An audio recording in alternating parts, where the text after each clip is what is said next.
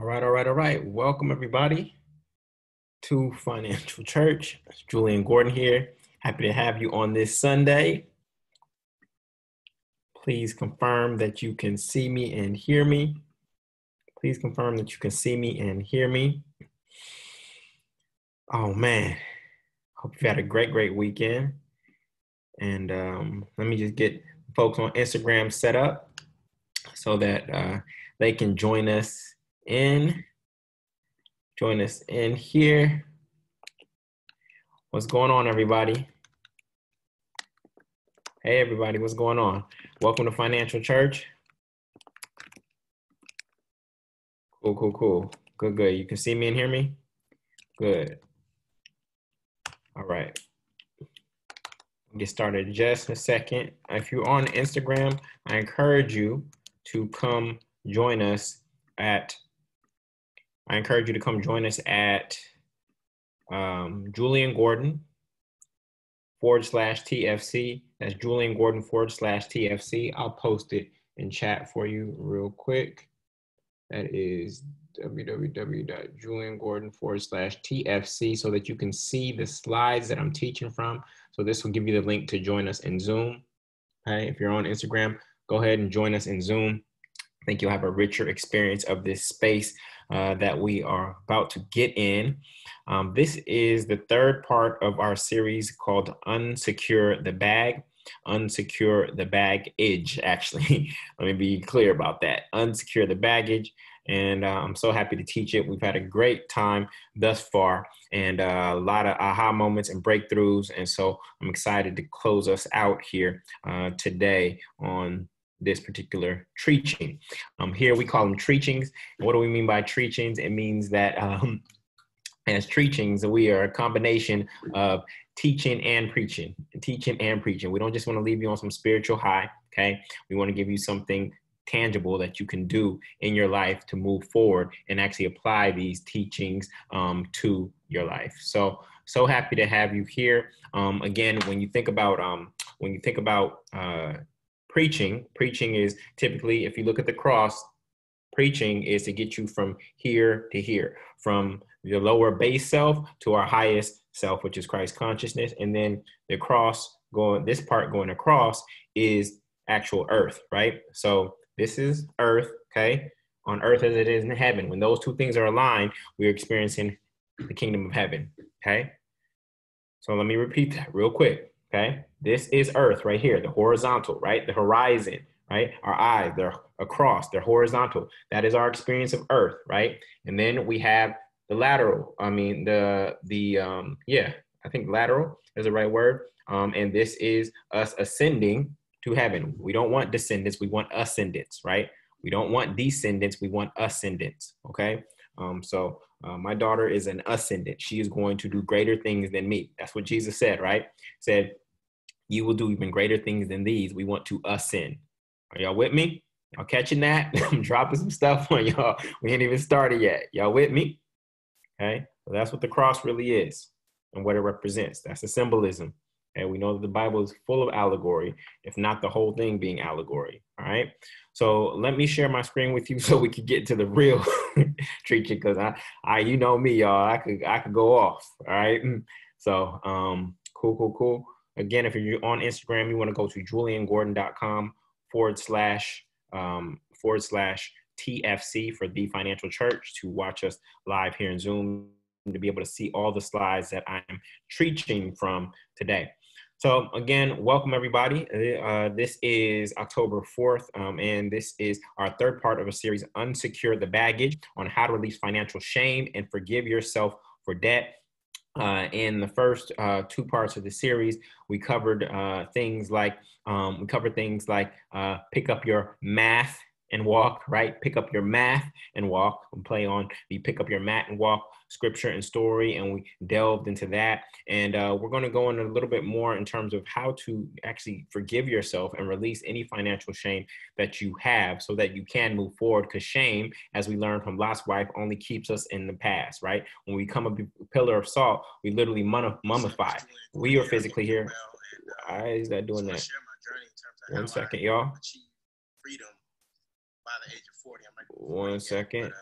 think that's a good target for cancel. anyone, no matter where you start. Okay, cool. I don't know why that did that. Cool, we are back on it.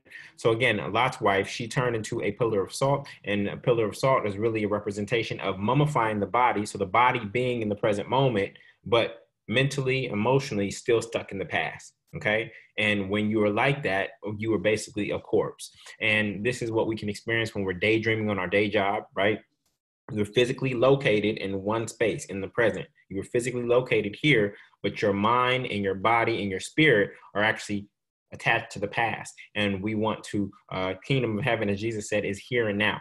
Kingdom of heaven is here and now. It's in your midst. It is upon you. All right. And so we want to do our best job of staying in the future. And again, worry, as Jesus talks about in the quote unquote gospels, worry is us leaving the present moment and thinking about the future.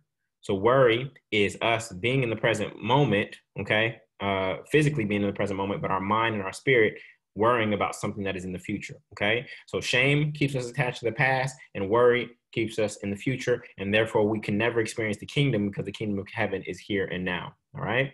So with that, I want to move forward and share a little bit about this space.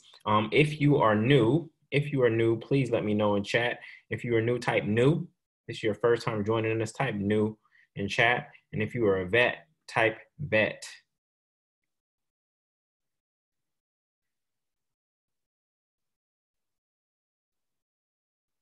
All right, cool. So we got some new folks, a lot of veterans. Good. Beautiful. All right, well, we want to welcome everybody who's new. Thank you for being here. However you got attracted to this particular space and time, you were meant to be here, and right now. And we're grateful for you. And for all the vets who've been coming back to continue to improve in their wealth consciousness, I'm grateful for you holding this space for me to teach, all right? So for all the new folks, and a reminder to all the vets, financial spirituality is the practice of mastering manifestation and money, which is simply just stored energy, by learning how God creates and using the power of your mind, words, thoughts, feelings, and imagination. We don't call it imagination, we call it imagination because it's image-based, right? Prayers and works to bring heaven, which is in the mind, right? This is our temple right here. These are our temples. So heaven is in the mind, all right, on earth, which is our material experience, the horizontal, right, so that you may have life and have it more abundantly. Jesus said, I am come that you may have life and have it more abundantly. And if you know that scripture, it doesn't say I have come, it says I am come. Who is I am in the Bible, y'all? Who is I am in the Bible? God, right? So he didn't say I have come that you may have life and have it more abundantly. It was a command saying, God, come that you may have life and have it more abundantly, not I. So gotta really read, y'all. Y'all gotta really read. The wool has been pulled over people's eyes for too long, and it's time to come off and be able to walk in the light, all right? So we here know that we are all already manifesting at all times. You have manifested the life that you are living and experiencing right here, right now, okay? And we take full responsibility for that. Yes, there may be other quote unquote outside forces that may be influencing the direction of your life. But when we blame and when we give up power to somebody else or an individual or institution, we are basically saying, in order for me to have the kingdom of heaven here and now, I need somebody else to change. I need this institution to change. I need the presidents to change. I need this law to change. I need this group of people to change for me to experience the kingdom of heaven here and now. We don't believe that here. We take full responsibility for the life that we have and that we're experiencing, that we've created and that we've manifested. And by claiming that, we stand in our power at all times, okay? The question becomes, am I deliberately creating the life that I have? 95% of our life is supposed to be actually subconscious and automatic, meaning that we aren't consciously thinking about the life that is unfolding.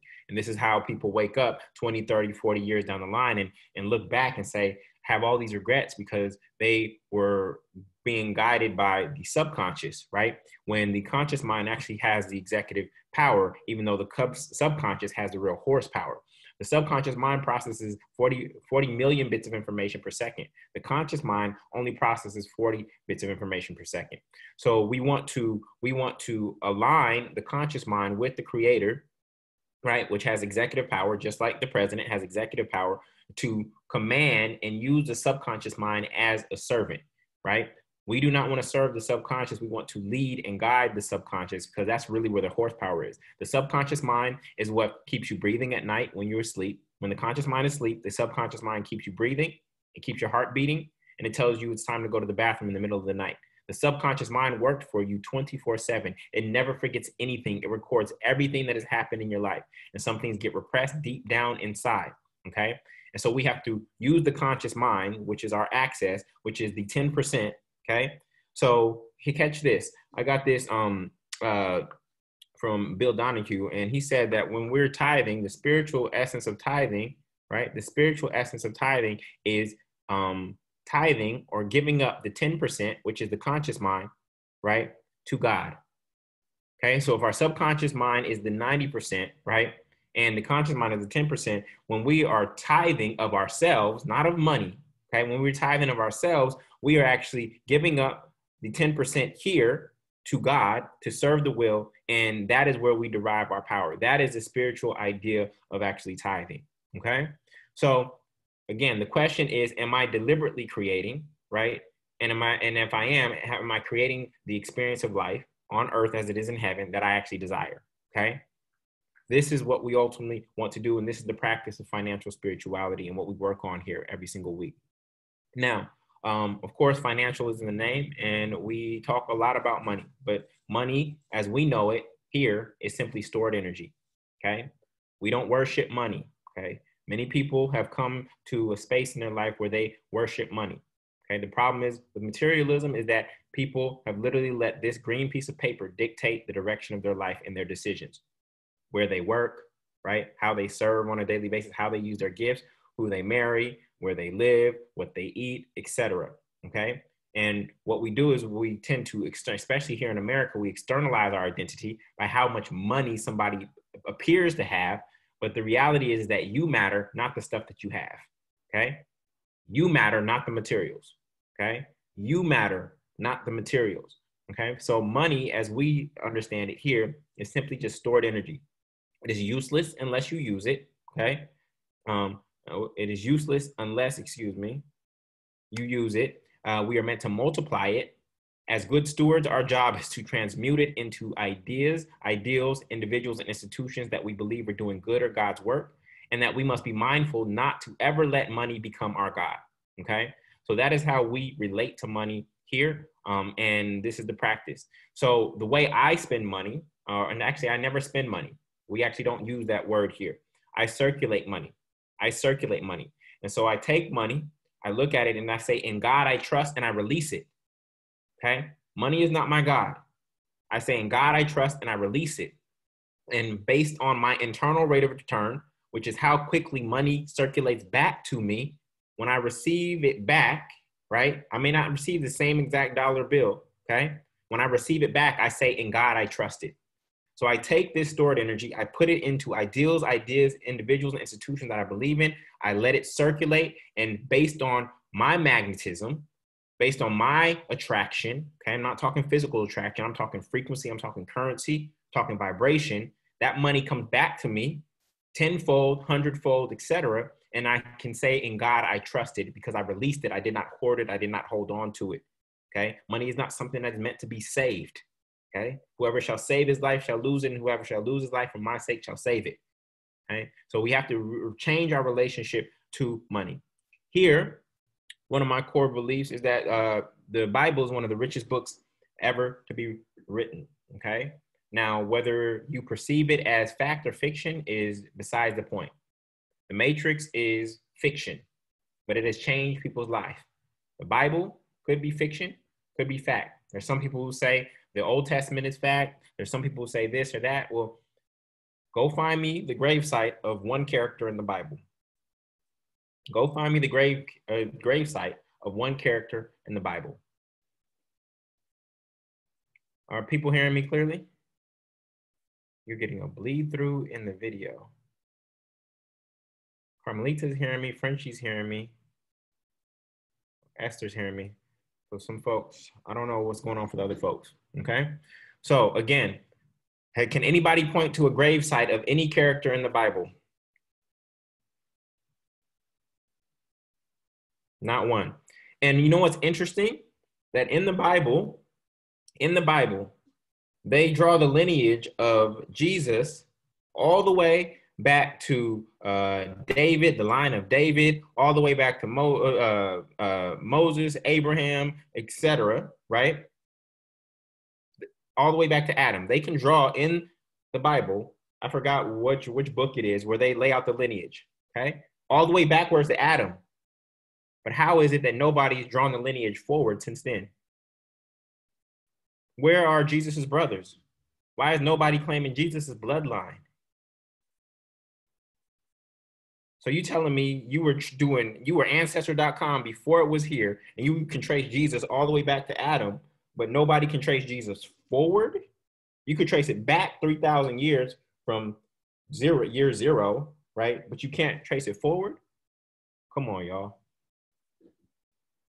Come on, y'all. So Esther says it stopped with him. He was the first and the last. Esther, he had brothers. You don't think if you were Jesus's brother or sister, you don't think you'd be repping? Oh yeah, that was my brother. You don't think there would be anybody who would document the lineage of all of that up until now, but we could trace it all the way back to Adam? Like it's just you got to use your brain, y'all. You got to use your brain, right? So what I do know is that if Jesus existed, then he definitely was, as a character, fictional or factual character, he was the richest man to ever walk the face of the earth. Did he need to have material wealth? No. Why? Because he knew how to manifest on demand. If I can multiply bread and fish, then why do I need to carry around material wealth? I don't need to. Okay? I know how to manifest because I am fully tapped into wealth consciousness, which is on the same frequency and vibration as Christ consciousness. All right? So here, again, I'm not trying to persuade or convince. So Esther can believe what she believes. Anybody here can believe what they believe. As Jesus said in the Bible, it is done unto you as you believe, not as I believe for you, okay? The only belief that matters is what you believe about your own experience. So I am not in the business of convincing or persuading. What I am doing here in this space is sharing, okay? What I am doing here is sharing exactly what has helped me manifest at the level that I've been able to manifest. That's all I'm doing, okay? You can try it, you can take it or leave it. So that's how I use this space, okay? So some of my belief statements, and notice that they start with I believe that as a child of God, I have access to everything that is in God's will for me to have, and I will receive it when I'm ready. I seek first the kingdom of God, knowing that all things I need will be added unto me, and I don't work for money, I work for God first. I'm about my mother, father's business, and when I am, I will have life and have it more abundantly. I believe that I'm here to manifest the divine ideas planted in the heaven in my mind, right, which is here, okay, the heaven in my mind on earth, which is my material experience. And then I believe there is more than enough, I have more than enough, and that I am more than enough, for God is the infinite source of my supply, okay? So these are some of my core beliefs that have allowed me to manifest at the level that I've been able to manifest. Some of my manifestations include growing a 7-figure business. Some of my manifestations include my real estate portfolio. Some of my manifestations include 6 books, 5 TED Talks. Some of my manifestations include raising over $3 million in the past 4 months, okay? So I am in a space right now where I'm manifesting at a very high level, and I am trying to share what you don't see. I'm sharing the unseen that you don't see, okay? That's behind the business model, behind my marketing, things of that nature. I'm sharing with you the mindset that is behind all of it, the belief that is behind all of it, okay? This is what financial spirituality is about. It's about revealing to you the intangible, okay? The unseen. I own my mental real estate before I own any physical real estate. I own my mental real estate, my mind, my thoughts, my thinking before I own any physical real estate, okay? And God is at the back of everything that I do, okay? And I'm simply trying to share that so that now people can actually see the correlation. Because there are some people who are manifesting who don't share the spiritual side of what causes them to manifest at that level. And there's some people who are 100% spiritual and God this, but they're not manifesting. I've been able to hold both. Heaven and earth, I've been able to integrate them and bring them together. And so because I have both in my hands, I simply want to share with you the perspective so that wherever you are, whether you are very spiritual and not manifesting at the level that you desire, or you've been manifesting but don't understand how or why, this is where I'm here to kind of bridge the gap for you. Okay? All right? So with that, we are going to step into our breathing. In Genesis 2:7, it says, "Then the Lord God formed a man from the dust of the ground and breathed into his nostrils the breath of life, and man became a living being." Okay, so we know as human beings that we are not the ones breathing. You realize that you are not breathing, that something is breathing through you. None of us can stop our breath, even if we try to. You can maybe hold your breath for 60 seconds, but beyond that, you're going to have to breathe because something is breathing through you. You are more of an instrument than the actual breather. And so whatever that thing that is breathing through us, we want to tap into that. This is how we stay connected, because that thing that is larger than us, that is greater than us, is obviously guiding us and directing us. And so we want to tap into that. Just like we plug in our cell phones and our computers and we stay charged up in that way, the way that we can access that thing, whatever you decide to call it, I don't care what you call it, right?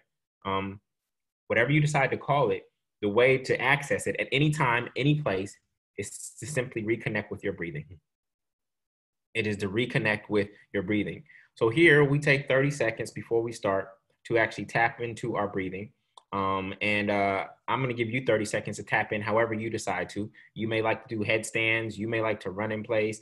You may like to jump up and shout. You might like to put on a spiritual song. It's up to you. Okay. What I'm going to guide people through here is 3 deep 10-second breaths. And in this space, we take heaven in. Okay. We want more of heaven inside of us. And then we exhale. We release anything that does not belong to us. Okay. Hell does not belong to you. Any hellish thoughts do not belong to you. So we in heaven, we take in what's good for us, and we release what is not necessary. Okay. So I'm going to guide us through that. All right. So we're going to do 4 seconds in, hold for 1 second, and then 5 seconds out. Okay. Ready? 4 seconds in. Hold. Release.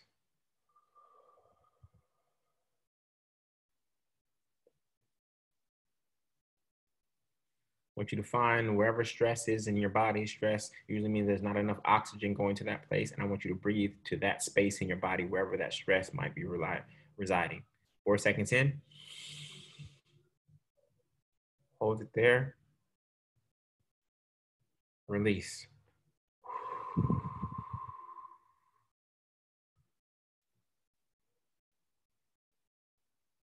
Okay. One more. I want you to take in enough breath to oxygenate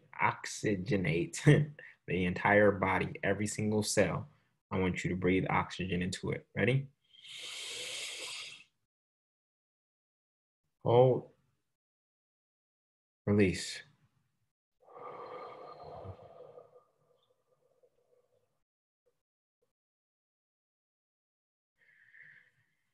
Beautiful. So we know that we can connect to our Creator at any time through the breath. And this is the power. I also want you to be aware is that wealth consciousness is what we just did by tapping into oxygen. Is we tapped into a frequency of wealth consciousness. Because at no point in time in your human experience have anybody here actually worried about whether there was going to be enough oxygen outside today. Okay? Nobody here, unless you have asthma, were about to drown, or had coronavirus, which is a respiratory disease, did you think about oxygen in your entire life. You just trusted that your mother, father, God was going to provide it for you at the right time with the right amount. You could have ran a marathon. You could have been sitting on your couch. Whatever amount you needed, you knew that it was going to show up on time. Okay? So wealth consciousness is being able to relate to money in the exact same way you relate to oxygen. Wealth consciousness is being able to relate to money in the exact same way you relate to oxygen. If we can get there, we will be manifesting at a very high level, okay? Y'all with me on that? Y'all with me on that? Cool. So let's keep it pushing. So let's get into the teaching today. And that teaching is part 3 of our 3-part series called Unsecure the Baggage. You know, everybody talks about securing the bag. Today, we're talking about unsecuring the baggage, how to release financial shame and forgive yourself for debt, all right? In part 1, we talked about pick up your math and walk. If you did not see that, you can go to thefinancialchurch.com, thefinancialchurch.com, and actually watch the replay of that. Then in week 2, we went into don't look back, okay? We have no business looking backward.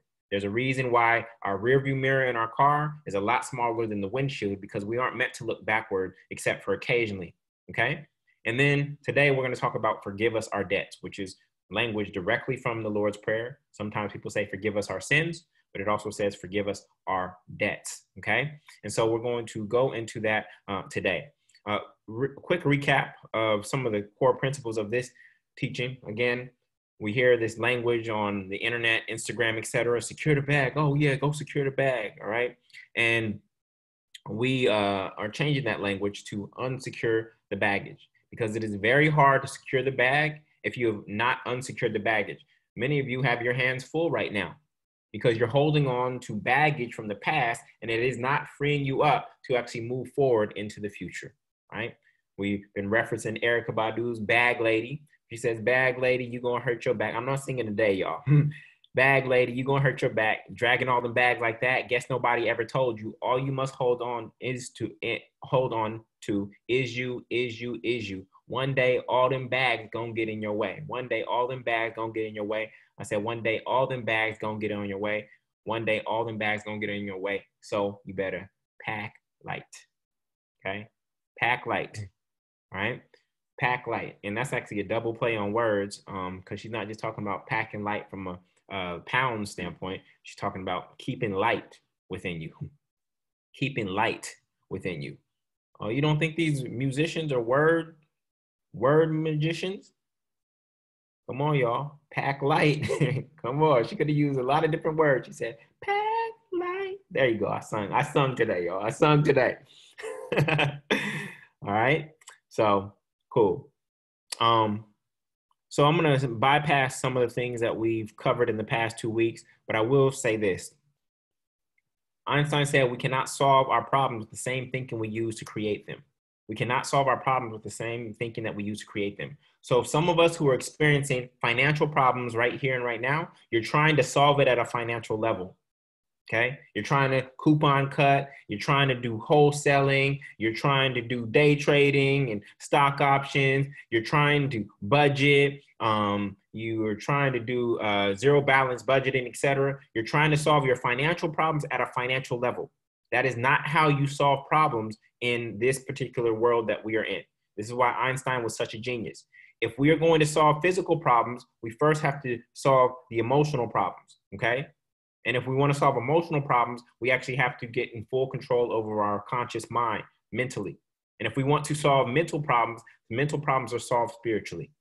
Okay. So when we are elevating and we're trying to solve a problem, you do not want to try to use the tools that are on that problem's level to solve it. You have to go above. This is why in programs like Alcoholics Anonymous, which is manifesting as a physical disease, right? It's actually manifesting as usually it's depression, right? Which is mental, then that leads to emotional, which then leads to a physical abuse of alcohol, which then leads to loss of kidney, etc. This is why programs like that start with the spiritual. They start with the spiritual because they know that you cannot solve alcoholism on just a physical level. Some of you are trying to lose weight right now, and you're trying to solve it solely on a physical level, but you have not mastered your mind or your emotions. And so you still have the same physique.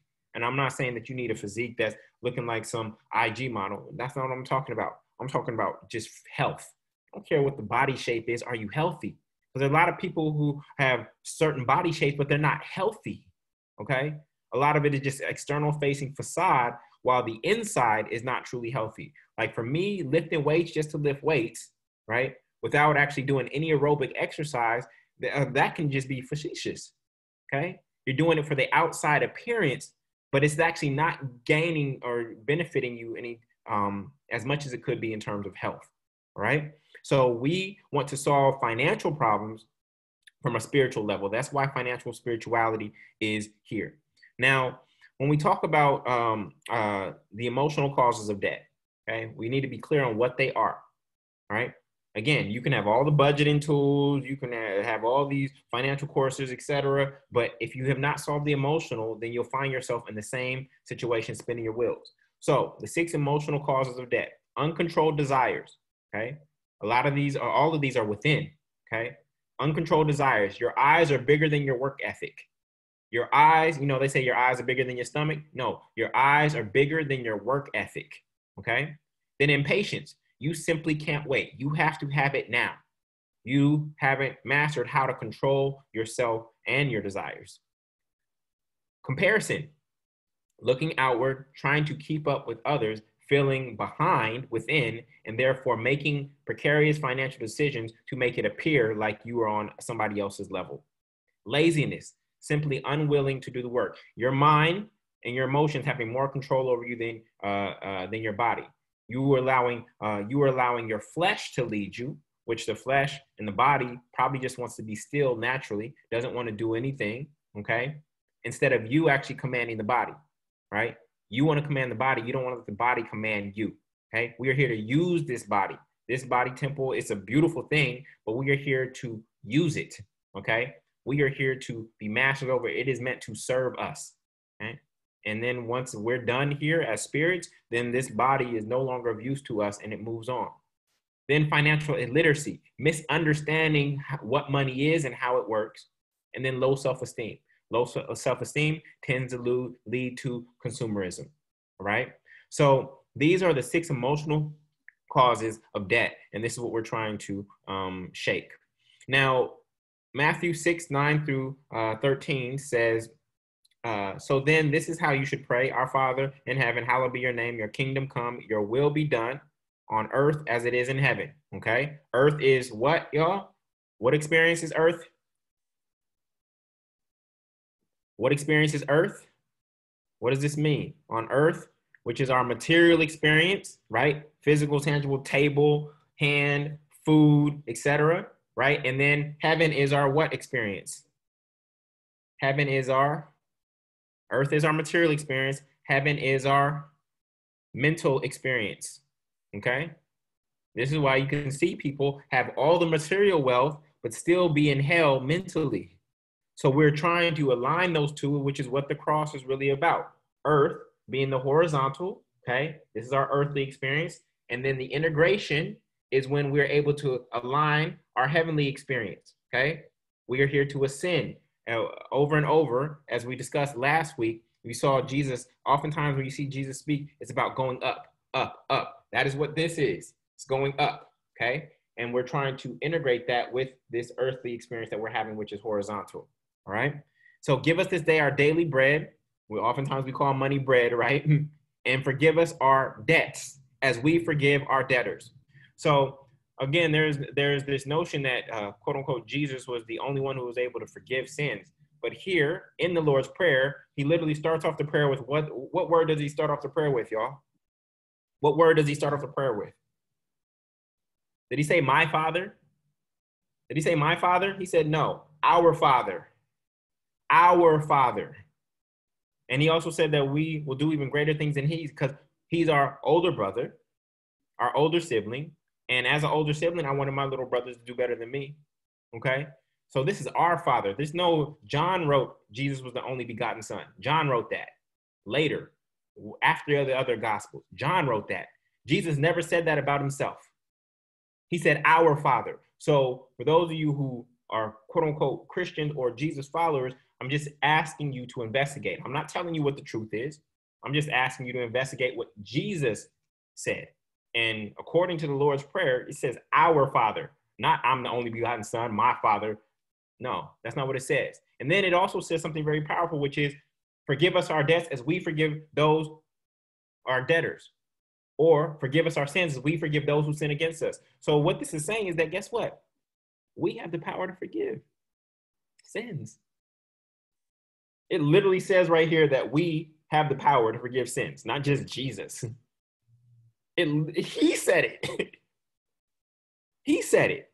Why? Because we are creators, right? Lowercase c, and we are gods, lowercase g. If you don't believe we are gods, go to John 10:34. Jesus said, is it not written in your law? I have said ye are gods. Go to John 10:34. These are scriptures that don't get preached on Sunday, okay? So, and lead us not into temptation, but deliver us from the evil one, right? Is the evil one a man who painted in red with a pitchfork and burning fire? Is that the evil one? Is the evil one outside of ourselves? No, the evil one is the base portion of ourself that is trying to keep us from ascending. We go against ourselves every single day. There is no, people are always worried about other people hating on them. You know who the greatest hater of you is? You know who and I'm not just talking about you, I'm talking about myself too. You know who the greatest hater of you is? It's yourself. You hate on you more than anybody. I hate on me more than anybody hates on me. I go against myself more than anyone has ever gone against me. Let's just look at breakfast and lunch today, y'all. How many of y'all went against yourself on breakfast and lunch today? How many of you went against yourself on breakfast and lunch today? Let's just keep it real. How many of you went against what you knew was best for you for breakfast and lunch today? Andrew said, I fasted. So she on a spiritual high. Come on, we go against ourselves every day. But then you want to blame McDonald's for having pink slime. We always want to blame and externalize, right? Somebody else needs to change when we are going against ourselves, denying ourselves. Remember, the disciples were characteristics. I said that intentionally. The disciples were characteristics in ourselves. Peter denied Jesus how many times? If Jesus represents Christ consciousness that is in all of us, Peter represents the portion of ourself that denies ourselves. That's what Peter is. Judas represents, obviously, the part of ourself that sabotages ourselves. These are not actual characters. These are characteristics within ourselves. You have to be able to read this book from a metaphysical lens, all right? We deny ourselves. We self-sabotage all the time. But then there's parts of us that know the truth, right? There are parts of us that are in alignment. So let's keep it pushing, y'all. Let's keep it pushing. All right. So a lot of people talk about forgiving debt, right? Forgiving debt. And I've seen some movements, and actually this one actually ended up working from a earthly standpoint, which is cancel rent. And now we have this moratorium on rent and things of that nature. Then there's people who want us to cancel student debt and things of that nature. When it talks about forgive us our debt, this is not what it's asking. This is not what it's saying, y'all. It's not just saying, oh, I chose to live in a certain way. I chose to consume something. Now forgive me of my debt. Now, granted, for those of us with student loans, how many of y'all got student loans? How many have student loans? Okay. Granted, we were financially illiterate when we signed up for all those loans. Most of us were financially illiterate when we signed up for all those loans. But did we consume the education? Did we consume the education? So if somebody gave us a service that had a price tag on it that we were aware of, and we went through it and we celebrated at graduation, forgive us our student debt is not a legitimate ask. That is not fair to the service provider who provided it. It's just not. If somebody is giving you a service, which is rent or housing, you've used that housing and you want to be forgiven of expensive housing, that is not fair to the person who worked and risked to actually provide that housing for you. Right? So we have to be aware that that's not what this is speaking of. Okay? That's not what this is speaking of. We're going to talk about Jubilee in just a second. So what is debt? Debt is the result of seeking to reap before or more than you've sown. That's simple. You wanted a college education, right? Before you could actually afford it. So you went into debt. You wanted a home before you had reaped enough to actually pay for it. So you went into debt. Or it is also taking more good than you've actually given. That is actually spiritual debt. When you try to take more good from this earthly experience than you've actually given. That is debt within the soul. There's financial debt, and then there's actually debt that's in the soul. And when you come here and you try to hoard and you try to take more good than you've actually given or created, then that is a spiritual debt. So Galatians 6:7 says, do not be deceived. God is not mocked.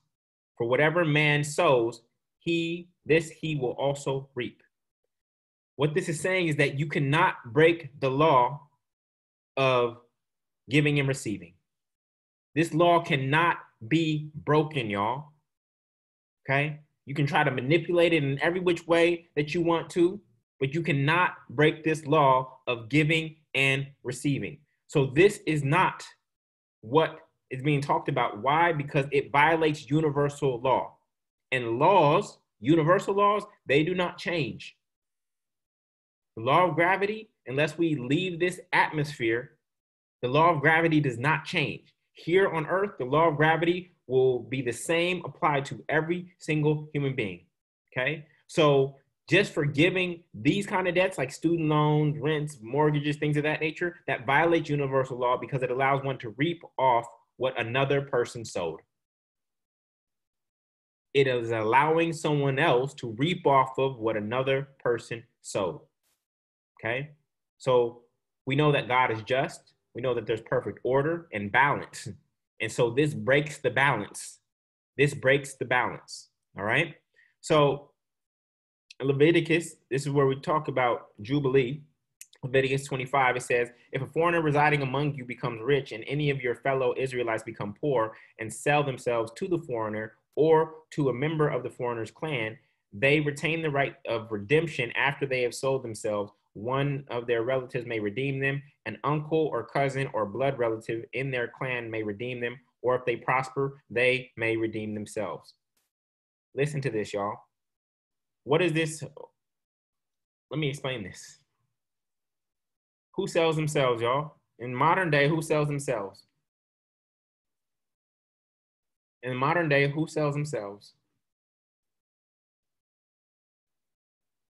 We sell our souls to corporations.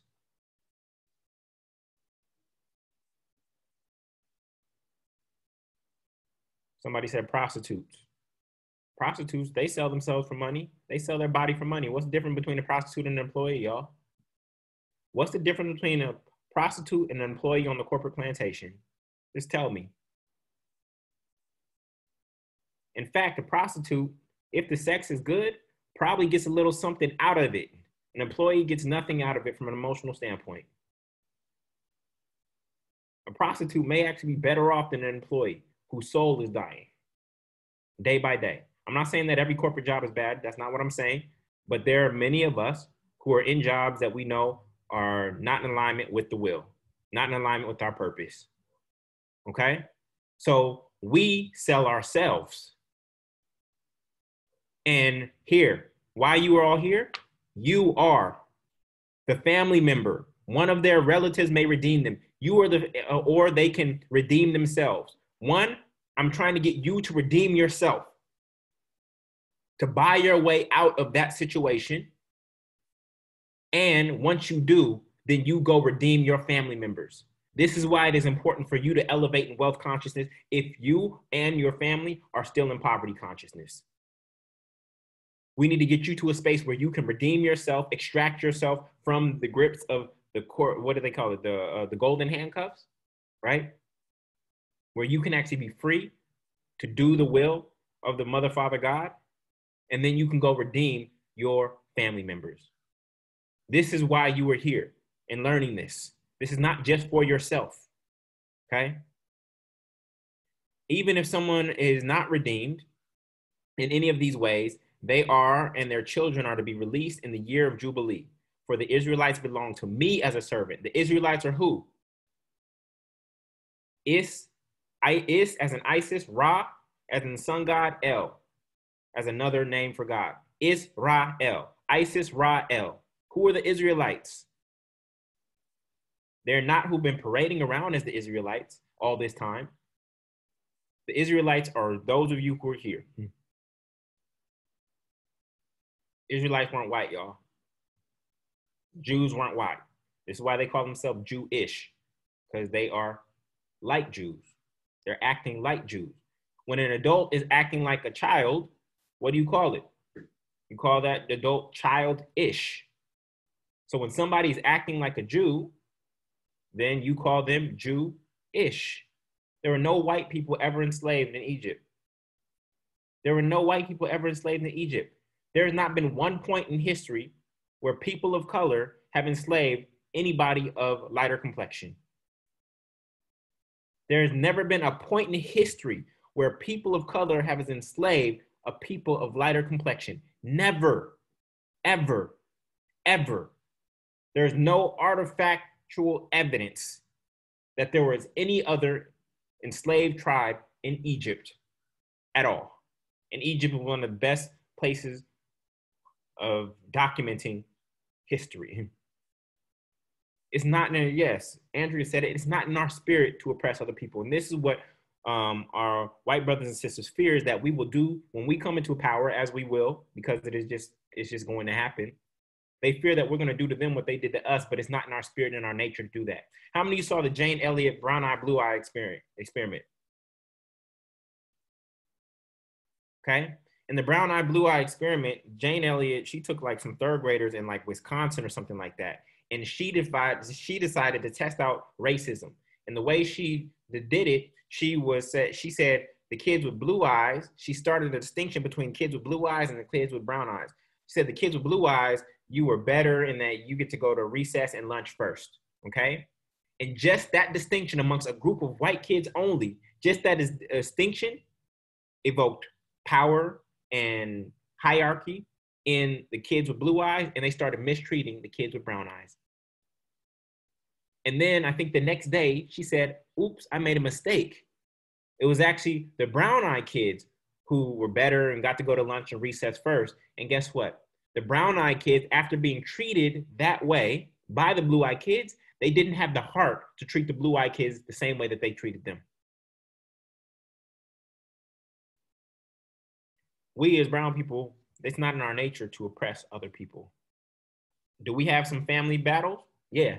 Do we have some tribal warfare within our clans, as this scripture says? Oh yeah, we got a lot of family feuds. But us oppressing other people, it's never been the case. So these narratives and these images, remember I talked about imagination? These images that you've seen of biblical stories, almost every single, no, not almost, I'll say that every single one that you've seen is false. Every single one you have seen is false. Now, some people say, oh, Julian, I feel lied to. It's not a lie if you know it's a story. It is not a lie if you know it is a story. I'm gonna let that one sit. It is not a lie if you know it's a story. Because you know the Matrix is a story, it's not a lie. But when it's presented to you as fact, as something that actually happened, then it becomes a lie. Okay? So when we can look at this as story and approach it as such and see ourselves in the story, because these are beautifully written stories, y'all. They are beautifully written and weaved together in a very magical way. This is why I do believe that this book has had divine intervention. There's no doubt about that. It would not have stood the test of time had it not. And even with all the remixes of it, They got the King James version, the James Brown version, the LeBron James version. You realize, y'all, there's actually no such thing as the Bible. There is no such thing as the Bible. Go find it. Where is it? There's all these different editions. Where is the Bible at? Where is it? Can somebody go grab it for me? Because I haven't seen it. There are tons of editions of a Bible. So go grab me a Bible. Don't say grab me the Bible. Say, go grab me a Bible. They got one for the slaves. Yep, the slave Bible. They got one for the Native Americans that they had to adapt because the Native Americans didn't have a concept of the word sin in their language. So they had to go adapt a Bible for the Native Americans to try to get them to understand the concept of sin because sin was foreign to them as an idea. You telling me God put me here, made a mistake on me, and therefore I'm to blame because my creator put a flaw inside of me and now I have to repent? It was like, F that. So they went back to Europe, made a Bible specifically for the Native Americans to try to convince them that they were sinners. Come on, y'all. It's crazy, yo. It's crazy. So back to the lecture at hand. The Year of Jubilee. The LeBron James Bible, yup. They got all kinds of editions. So the Year of Jubilee does not mean forgive people of all their debts, okay? That breaks the universal law. Year of Jubilee was every 49 or 50 years. That's debatable, okay? It speaks to the redemption, okay, to the redemption of land, homes, and right to self, right? Because you would sell yourself as a form of employment to a landowner. In the Year of Jubilee, you don't lend to other people with interest or sell food for profit. Now, if I'm not selling food for profit, does that mean I sell it at cost? If I'm a grocer, does that mean that because it just grew that I sell it for nothing? No, there's the cost of my time to put into it. There's the cost of the actual apple. Then there's the cost of my time to actually take care of that field, right? And then profit is what may be added on top of that as price, okay? On top of that to create a price, okay? So we have some misunderstandings of how money works and how things are actually created and what's actually in it. Like, it really boggles me how we get mad at the price at some restaurants for food. Let me explain. When you just think about your favorite dish for a second. Think about your favorite dish. Think about every single ingredient in that dish, okay? Think about the waiter and the waitress. Think about the chefs in the back. Think about the sous chefs. Think about all the trucks that brought each one of those ingredients in. Think about the places that they had to fly from, or I'm talking about every single ingredient. Your favorite dish probably has 20 ingredients. Think about all the farmers who had to grow or take care of those things in order for those ingredients to come to full manifestation. And we tripping, all of that came together, every single ingredient to go into your favorite dish, and we tripping off of $12. And we tripping off of $12. That is a misunderstanding of how things are created and how money actually works. So all 20 of these ingredients were made all over the world. They all got developed. Some took months to grow. Some took years to grow. They made it into packages. They made it onto trucks. Those drivers drove in the middle of the night to get those trucks all to the same city. Then those got handed off to other distributors who didn't deliver them. Then there's a sous chef that cuts it all up, right? Sous chef cuts it all up, gives it to the chef. The chef puts it into a nice meal for you. Then you get it delivered to you at your table for $12. This is why we need to increase our practice of gratitude. When I pray now, especially when it comes to food, I thank every ingredient that I'm actually aware of. I'm not even aware of all the ingredients that are in my food. Seasonings, things of that nature. I don't want those poisons that you see on the labels and stuff like that. I'm not talking about that. I'm talking about even some of the seasonings. I don't even recognize them. But I try to thank every single ingredient in my food. You know that there's probably 100 people who have touched your favorite meal before it comes to you hot on your plate. So that was just a little aside, because I just want us to be aware of how much comes together for our life to be of joy. It says all things are working together for my good. All things. all things. Think about the entrepreneur who started that restaurant with his or her last dollar, shows up there every single day to get that thing off for the past 20 years. Like, all things, how much come together just for you to have your favorite meal? And we have to be grateful, y'all. Or let's look at it this way. You go try to create your favorite meal. Let's say you like a nice hamburger. You go take care of the cow. You go slaughter the cow. You go cut up the cow. You go shred the meat. It won't be your favorite meal after that. Okay, so I'm saying this is just to engage us in a practice of gratitude for how much comes together for us to live. Just even how much came together for you to come out the womb. Just how much came together for you to come out the womb, for you to be breathing and alive. Like, there's so much for us to be grateful for. So, year of Jubilee, return to your family. That's what people would do in the year of Jubilee. They would return to their family and their land. And it was made for us to rest and for the land to rest. And in that year, we are meant to rely solely on God. We weren't meant to reap or harvest. We were meant to rely solely on God to put things back in order, that you and your manpower is not what creates. You and your manpower pale in comparison to God, okay? Remember, there's 3 ways to manifest. There's manipulation, which is the sleight of hand, you trying to get over on other people. Then there's manpower, that is you using your own hands. And then there is manifestation, and that is you aligning with God's hand.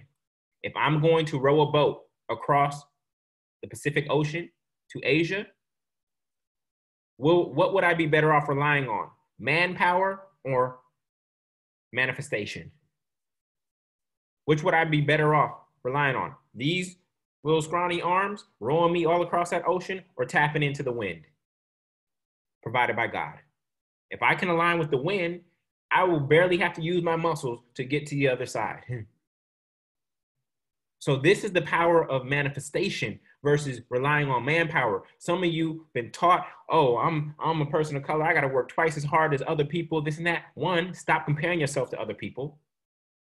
I'm not playing the game that they're playing. I'm playing a completely different game. I'm not even racing against you, so I'm not even looking at you, right? So stop trying to compare yourself. And then 2, no, you working hard on your own will only get you so far. Until you're able to align with these principles of manifestation and get in alignment with God's flow, with God's will, you will see yourself limited and reach a ceiling, because your work ethic is defined by time. And time is a limited resource. Okay? So we need to tap into something greater if we want our life to have a greater impact than just our immediate sphere of influence. Okay? So we hear about these people selling themselves into slavery. So what is a slave? A slave, you know I love acronyms. A slave is someone who is steadily living above value earned. A slave is someone who is steadily living above the value that they've actually earned. You think you deserve this kind of car right now. You think you deserve this kind of house already. We got these timelines, these fictitious timelines.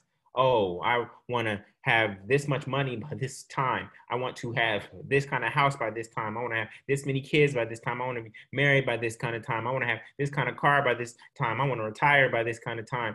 And the real key to that whole equation is, how much do you plan on giving by that amount of time? We talk about everything that we want to get, and this is why vision boards are so selfish. We already talked about this, why vision boards are so selfish. Vision boards are all about what you gonna get. Whereas if you just focused on what you were gonna give, you would be able to have everything that's on your vision board. Your vision board is selfish. It is only focused on what you are going to get. And if you just change that energy and focus on what you were gonna give, you would have absolutely everything on your vision board. I could have anything I want on my vision board right now. That was the old me who created that vision board. In fact, my vision board doesn't even have things on it. It only has phrases and words that I want to live in alignment with. It does not have material things on it. Because I know that If I seek ye first the kingdom of God, all these things, material things, will be added unto me. All I'm trying to do, y'all, is share with you what has allowed me to manifest and create the life that I am living. And then you were looking at a 100% free Black man. You were looking at someone who is experiencing heaven on earth. All right. So you got to be careful with these credit cards. You want to, I mean, they're literally just telling you who they are and what they are. They literally called it MasterCard. Why would they call it MasterCard? Because they knew that once they had you swiping, they would become your master. I mean, it's like in plain sight, y'all. Oh, we got them. They enslaved to us. Just like back here, year of Jubilee, you sold yourself into something. If you sold yourself to a foreigner, that's what you did. Now they become your master instead of God. You now serving MasterCard instead of serving your creator. Right? So we have to be mindful of colleges. Some of y'all, most of y'all have been through college. Some of y'all thinking about grad school. Some of y'all thinking about sending your kids to college. I'm making sure that Jada's in a position to not have to go to college if she don't want to. Because college just means debt. Then creditors, they're after you. They literally, some of them showed up at y'all 18th birthday parties. Like, oh, you 18 now? Sign this application. Right? They literally showed up at some of y'all 18th birthdays. And we signed up for the credit card for a t-shirt that said college on it. For a plain t-shirt or a little football helmet with UCLA on it, you signed up to get that credit card. And they get that thing cost them $10, and now you paid $3,000 in interest over the past few years. Y'all got to see the hustle. And then these companies are after you. With their marketing, they are after you. They are trying to make sure that you part with your hard-earned money. All right, the reason I have Bally's on here is because I heard that if you fell behind on your Bally's payments, which is just like a gym, and it's like was $15, if you fell behind, they would go aggressively after you. Debt collections, mess up your credit, all because you were trying to get healthy and you missed a payment. Okay? Allow me to miss my payment, cancel my membership, but don't come after my credit score. Don't try to derail me financially for the entire future because I missed one of your $15 payments. Like these corporations that lock you into these 1 year, 3 year, et cetera contracts and will come after you because they are relying or waiting on that revenue. Look, I don't hold anybody's money hostage. If somebody buys something from me and they're on a payment plan and they no longer can pay, I say, you were released. I forgive you of your debt. Yes, you owe me 3 more payments. I forgive you of your debt, but you can no longer use this service. You can't use a service. But I forgive you. Go ahead, do what you do. I don't hold money. Money flows to me and through me easily. I don't need to hold your money hostage. Go do what you need to do. Go get your financial foundation straight again and come back when you're ready. So you got to be mindful and actually observe how these organizations operate because they're all playing on our insecurities. Colleges play on your insecurities if you're smart enough, if you're good enough, okay? Creditors, they're playing on your insecurities of do you look good enough, or do you do you look good enough? Are you enough? Companies playing on your insecurities. Like they all work in tandem. You'll find that they all are connected to insecurities.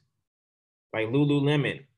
It's ladies out here buying Lululemon but not even working out. Somebody came up with a name for it. It was like fit fashion or something like that. It's like fashion that you're supposed to look like you're fit. The fashion will shape your body, but you don't actually have to work out. That joint is crazy. That's crazy. You looking like you going to the gym, but you ain't worked out in 5 years? Yeah, athletic leisure or something like that. Like, this is crazy. I'm gonna play on the insecurity of your body. And then what's this Spanx thing? How many ladies, come on, how many of y'all got Spanx? How many of y'all got Spanx? Wouldn't it just be easier to, no, actually it's not easier to go work out, but it'd be healthier than trying to get form-fitting clothes. It'd be just better if you just worked out. Fellas, you too. Some of y'all got these beer bellies.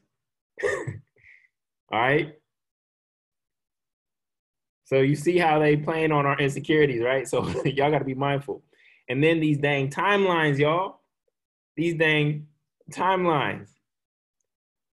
Graduate from high school, 18. Graduate from college, 22. Get a job, 22. Get your first car on your own, 22. Then go to grad school, 25. Find love, 26. Get married, 2 years, 28. Get a house by the age of 30. And you already know, multifamily movement folks, y'all know, should you buy a home together? Multifamily movement folks who are here, should y'all buy a home together? No, it's romantic. Oh, look, we bought a home together. Yeah, you just cut your wealth in half. You literally just cut your wealth in half by buying a home together because you thought it was romantic and cute. Because you live in this linear life. You live in this linear life. You know, God works exponentially. This is why Jesus was able to multiply fish and bread exponentially. It wasn't linear. He didn't go from 5 fish to 10 fish. No, fed thousands. God works on exponential timelines and actually doesn't even work on time. It's perceived as exponential because God can go from here to here just like that. When we are in alignment, things can go from here to here just like that. Okay? Then you have one child, right? And then you don't want them to be 4 years apart. That's going to be too much. The blogs say 4 years apart is too much. Okay? We need to time this and we need to have the next one in 2 years. Okay? Then we're going to upgrade our house we're going to be done with our starter home and we're going to get the next home. And we're going to upgrade to a minivan because now they got soccer practice. Like, come on, y'all. This is linear life. And look, it's baked into our songs. First comes love, then comes marriage, then comes the baby and the baby carriage. Linear life. It's a program. It's a program. All right? So watch The American Dream or Nightmare. Okay? Nightmare. They say go to college, get these and college means what? Student loans. You pay tens of thousands of dollars for college and you get a 10-cent piece of paper. Literally, your college diploma is a 10-cent piece of paper, y'all. And you paid tens of thousands, most of y'all paid $100,000 for a 10-cent piece of paper. If I ask you to lecture for 1 hour on what you majored in,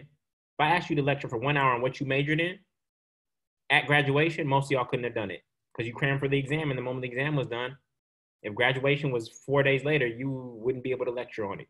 But you supposedly majored in this thing for the past 4 years. Okay? This is a hustle, y'all. Then they say, go get a single income. Okay? You build $1 million assets for others while you get bi-weekly rations of flat cotton called money. Y'all realize money is like 75% cotton? Your dollar bills is 75% cotton. Y'all out here still picking cotton. You thought you was done picking cotton? You still picking cotton. The dollar is like 75% cotton, y'all. All right? So y'all just got to see what's playing out. And then they say, go get a single family home. Single family home is not an asset. The word mortgage is the same word, the same prefix as the word mortician. The word mortgage literally means death pledge. This is why I teach multifamily, because multifamily will actually get you to rent and mortgage freedom where you never have a housing expense for the rest of your life. But a single family home mortgage, that's literally a death pledge that you signed up for. How do I know? Because a lot of y'all got single family mortgages and you're afraid to quit a job that you hate because you're afraid of missing one mortgage payment. You're afraid of missing one mortgage payment. Your first mortgage payment on a single family home was what? It was 70% interest. It was 70% interest. And you think it's an asset? An asset is something that puts money into your pocket, not something that takes money out of your pocket. All right? So you have to understand the game that we're in, okay? There's 3 oxygens on this earth. There's 3 oxygens on this earth. 1, oxygen itself. Then 2, water. And the next one on this earth, in this plane, in this experience, in this game that we're playing, is money. So you got to understand it. You have to understand it and what's at stake, okay? There's air, there's water, and then there's money. If you have no money in this game, it's going to be hard to breathe, okay? So this is the equivalent of modern day slavery. This is the equivalent of modern day slavery. And this is how we got caught up. So I'm asking you to stop chasing the American dream. Stop chasing the American dream. There's a different way. There's a faster path to freedom. There's actually a more direct path to freedom. Okay? But you got to get off this stuff, trying to be approved. Yeah, how many of y'all type IDK if you don't know what schools I went to? Type IDK if you don't know what schools I went to. Type IDK for I don't know if you don't know what schools I went to.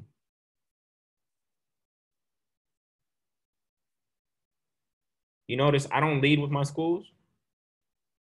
That's liberal arts education. That teaches you about Shakespeare and stuff. What I'm teaching you is liberation arts education. How to liberate yourself. My schools are not where I get my value from. They are not who made me. Did I value those 2 spaces in time, that 4 years and that 2 years? And actually, I graduated from UCLA in 3 years. So that 3 years and that 2 years, did I value it? Yes. But that is not where my value comes from. My value comes from what I did while I was at those places with the time. All right? So you have to know the difference between liberal arts education and liberation arts. Liberal arts education will cost you. Liberation arts will free you. Okay? So we got to change up the curriculum. And some of y'all thought y'all was done with school. No, life, you need to be learning now more than ever. All right? You need to be learning now more than ever. So here we go. This is a sad reality, but I got to give it to y'all straight. This child who was born 30 minutes ago has a higher net worth than some of y'all who are here. This child who was born 30 minutes ago has a higher net worth. This child has a net worth of 0. And their net worth, because some of y'all got caught up in the American dream, is higher than some of y'all who are here. You've been working for 10 years. You're 40 years old. You've been working for almost 20 years. And this newborn child has a higher net worth than many Americans. That has to tell you that something is broken. That has to tell you that something is broken, y'all. Okay? So we cannot follow what the masses are doing. We have to choose another path. So let me show you how the game of loans works. All right? Because we're talking about financial shame. I'm not doing this to guilt you. I'm doing this, and I hope you can hear the tone of love. Can you hear the tone of love? Do you all know that I care? Because I have to show you what is. I have to hold it up like this is what's happening. But you know that I have a vibration of tough love. But y'all know that I care, right? I wouldn't be spending this time to teach y'all if I didn't care. And let me put it to you this way. For those of you who are new, I spend about a full day of my week preparing for this teaching. This is my way of tithing, not just of money, okay? If money is just stored energy, this is the way of tithing of my real energy. I spend about a day each week to prepare for these teachings for an hour and a half with you. Whether 10 people show up, whether 200 people show up, whether the video gets 1,000, it doesn't matter. I'm giving almost a day of my time to sit with God, to read scripture, to look beyond the surface and extract and put together these teachings for you. So if that isn't an indication of that I'm coming from a place of love when I share this with you, I don't know what else is. There's people that I don't even give this much time to. And I don't even know many of you who are here. But I do know that this has been on my soul and that this message has to get out to as many people as possible. That's all I do know. And so I'm just trying to be in alignment because I know that when I stay in alignment, all these things are added onto me. Now, I don't do it for all these things. Okay? Seek ye first the kingdom of God and all these things. I don't do it for all these things. All I want to do, what did Jesus say? My food is to do the will of the Father. I'm about my mother, father's business, which is one of our series. Okay? I just want to be in alignment, and this is what I felt I was called to do. All right? So let me share with you the game of loans. And I just had to say that for those who are new. I know the vets who are here, y'all already know my heart. Y'all know my heart. All right? So the game of loans, here's how it plays out, y'all. First, they try to get you with student loans. They do that by undermining blue-collar work. Oh, if you're working with your hands, you're stupid. You know there's blue-collar workers and garbage men out here getting paid more than some of y'all knowledge-based workers? There are some blue collar workers working with their hands, welders, etc., and garbage men who are getting paid more than some of y'all, knowledge workers. Because with knowledge, guess what? If I can go get that knowledge for cheaper from India, then I will. I can't replace a garbage man with a person in India. I can't replace a plumber with somebody in a foreign country. I can't replace a mechanic with somebody in wherever. So we've undermined blue collar work. And so then we're like, oh, blue collar just means you stupid and you weren't good enough to go to college. And so then the knowledge-based workers, they go get student loans, right? That actually don't attach to any skill set whatsoever. Okay. So then age of 18, credit card companies, they show up at your birthday party, giving you out party favors called credit cards. Okay. And they try to stay in your life until you die, till you croak. Okay. The average man dies at 77 and the average American woman dies at 82. All right. So then from there, who's next? Car loan. They used to design cars to be able to last for 20 years. My Honda Accord, remember I told y'all debt is trying to reap faster than you've sown. Y'all know me, I had a 2000 Honda Accord. I drove it till 2018.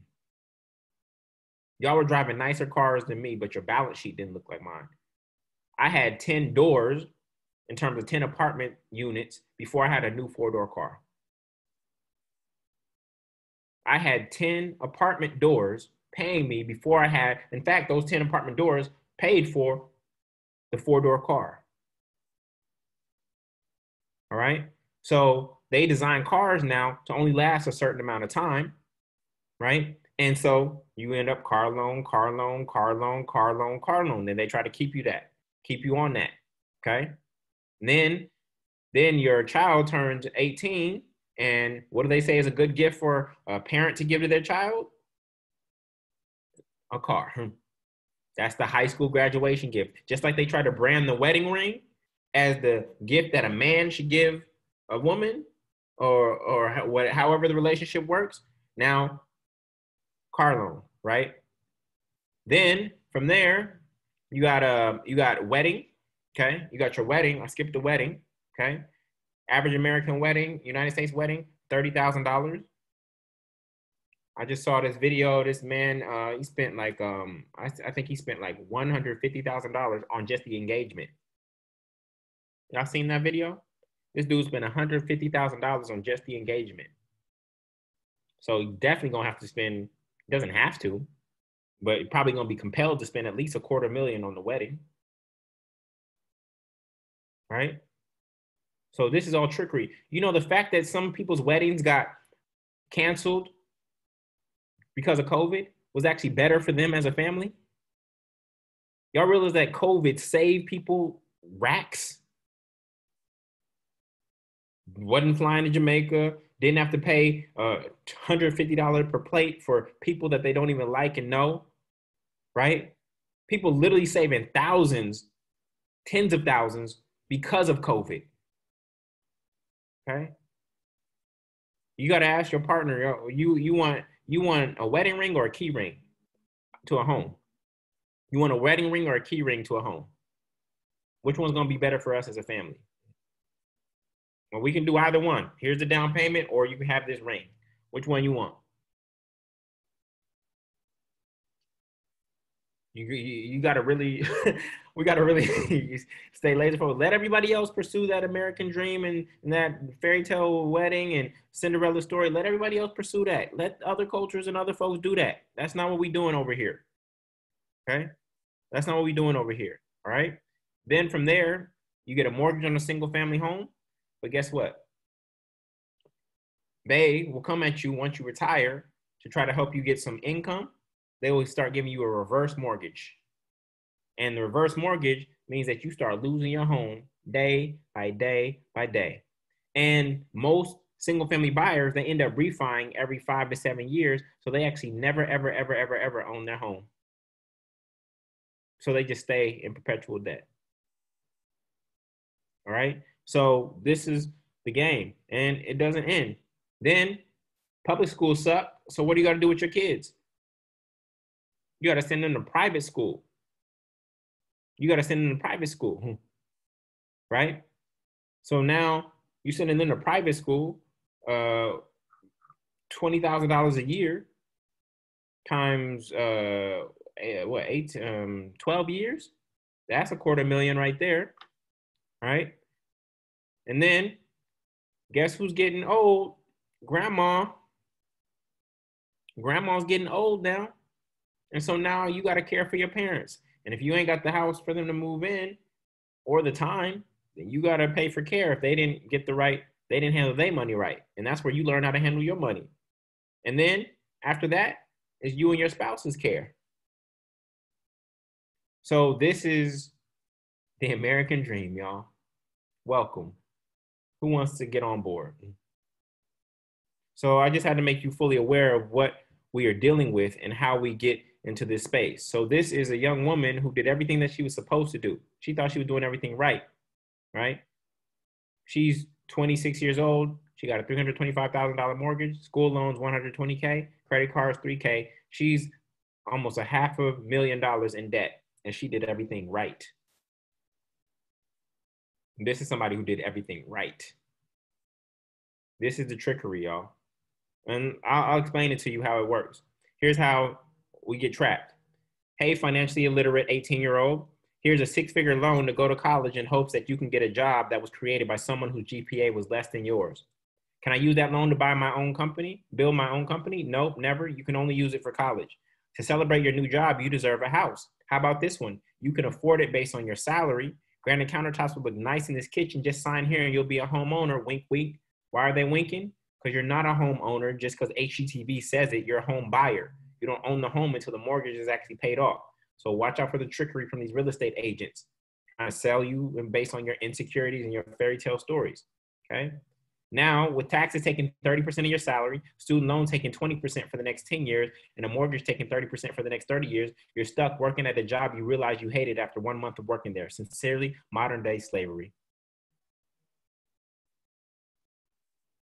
This is how the trap happens. So here you were working hard, checking off the boxes, trying to do everything right, and this is what your income statement looks like. Your revenue's going down because wages aren't increasing as fast as inflation. Expenses are going up. Cost of living is getting higher. Balance sheet is going down. You have no assets, and your liabilities keep going up. All right? So you got to know the difference between bad debt and good debt. All debt is not bad. Dave Ramsey will have you fooled thinking all debt is bad. The debt that is bad is debt that you have to pay back. That's single family mortgage, credit card debt, and student loans. You have to pay those back yourself by trading time for money, okay?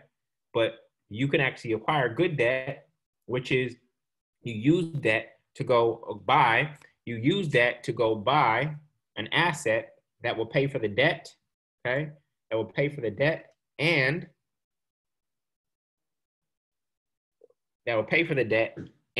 leave you with cash flow. So there's a difference between good debt and bad debt. So this is where financial literacy comes in. There's financial spirituality, which is the tactical, and I'm getting into some of that today. But then there's financial spirituality, which is the beliefs, right? So we covered the cycle of shame. And last week I shared with you the cycle of financial shame, okay? So that's shame about the debt. Then we go into secrecy about our money. Money's so taboo here in the United States. We don't talk about it because a lot of people have shame about it. Then we go into isolation. This is where we get into online spending, right? Amazon Prime coming to your door every single day. I'll walk into your house and every time I see an Amazon box, just nonstop, okay? We go into isolation, okay? Then we start to separate ourselves from God and from our financial reality.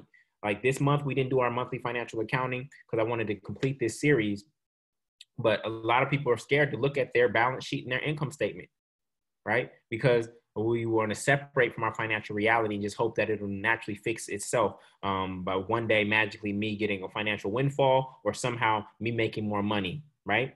Then we get triggered when we get denied credit or we get denied a credit card or we see a friend on vacation on Instagram and we're like, oh, I should be on vacation. How come they work at the same job as me or something like that? And then what do? We act out and we go buy a vacation somewhere else trying to keep up with the Joneses, right? And then the cycle of shame keeps on going and going and going, all right? So let me share with you your options. You get to choose your adventure. First is the walk of shame. And the walk of shame is we take an L, right? Because a lot of us have had financial L's and losses, right? Then another opportunity presents itself, and we go hard to try to make up for the first L. So let's say you were down 5,000, or you had too many student loans because of grad school, and you see an opportunity, and you're trying to make up for being down, and you end up taking another L, and now you're down by double. Okay, that is the walk of shame, and that is a spiraling down cycle. We want to do the road to success, and the road to success is we take an L, we learn from it, and then because we're forgiving ourselves, we release it. We take an L, we learn from it, and we release it. I'll be 100% transparent with y'all. I took an L on Bitcoin. I took an L on Bitcoin. This is before I stepped into my financial awareness that I have now, but I saw an opportunity. I didn't understand what it was. I saw other people doing it. I thought I should be doing it, and I took an L on Bitcoin. Okay? But guess what? I released it. It has no energy or it doesn't spark up any emotion or energy in me whatsoever at this moment in time. That's water under the bridge, okay? And so because I released it, another opportunity can present itself, and then we look at it hard. We look at it hard with new eyes, okay? With new eyes, not with the eyes of regret from the last deal. We look at it with fresh new eyes. And then doing that doubles our chances of success. Doing that doubles our chances of success. So you get to choose your adventure. Are you going to go on the walk of shame and be down double? Or are you going to get on the road to success? And so the key element here is to be able to release any financial mistakes that you made in the past. Releasing any financial mistakes from the past, okay? So shame keeps you, I forgot what this meant to say. Shame keeps you in shame, okay? Shame keeps you in shame. It is a cycle that just never ends until you consciously decide that I'm going to release the baggage from the past. Unsecure the baggage. That is the name of this particular teaching in this series, is unsecure the baggage. Now, we just talked a lot about financial literacy. Now I want to close out with the financial spirituality of all this, okay? There's a story in the Bible called Prodigal Son, all right? The Prodigal Son told by Jesus. And how many of you heard this story? How many heard this story? I'm going to explain its significance to you in your journey today, all right? And we're going to end this teaching with this particular scripture. In Luke 15:11-32, it's a little bit long, so bear with me. Let's go at it. To illustrate the point further, Jesus told them this story. A man had two sons, and you know when I underline something, what does that mean, y'all? When I underline something, what does that mean? Pay attention. Pay attention, okay? A man had two sons. The younger son told his father, I want to share your estate now before you die. So his father agreed to divide his wealth between his sons. A few days later, the younger son packed all of his belongings and moved to a distant land, and there he wasted all his money in wild living. About that time, his money ran out. A great famine swept over the land, and he began to starve. He persuaded a local farmer to hire him, and the man sent him into his fields to feed the pigs. The young man became so hungry that even the pods he was feeding the pigs looked good to him. But no one gave him anything. When he finally came to his senses, he said to himself, at home, even the hired servants have food, even enough to spare. And here I am dying of hunger. I will go home to my father and say, Father, I have sinned against both heaven and you, and I'm no longer worthy of being called your son. Please take me on as a hired servant. So he returned home to his father, and while he was still a long way off, his father saw him coming. Filled with love and compassion, he ran to his son, embraced him, and kissed him. I actually got to highlight one thing for y'all because I see something right now. Where is it? Right here. Ooh. I don't know how I missed that. We're going to get to it, y'all. All right. I'll put it in right here. All right. So keep moving.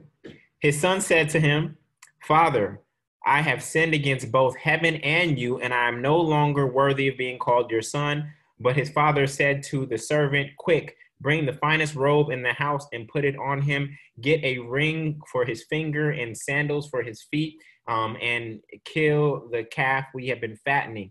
We must celebrate with a feast, for this son of mine was dead and has now returned to life. He was lost, but now he is found. I once was lost, but now, y'all know that song, right? So when he returned home, he heard music. Meanwhile, the older son was in the fields working, okay? And when he returned home, he heard music and dancing in the house and asked one of the servants what was going on. Your brother is back, he was told, and your father has killed the fattened calf. We are celebrating because of his safe return. The older brother was angry and wouldn't go in. His father came out and begged him, but he replied, all these years I've been slaved for you. I've slaved for you and never once refused to do a single thing you told me. And in all that time, you never gave me one young goat for a feast with my friends. Yet when this son of yours comes back after squandering your money and on prostitutes, we got prostitutes 2 times a day. You celebrate by killing the fattened calf. His father said to him, look, dear son, you have always stayed by me, and everything I have is yours. We had to celebrate this happy day, for your brother was dead and has come back to life. He was lost, but now he is found. Woo! Okay. Guys, I caught something here too. So I'm gonna put this here for y'all. Oh man, y'all better get ready.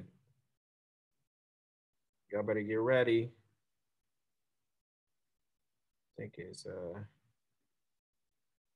y'all see I'll be teaching on the fly. If I see something, we're gonna get it in.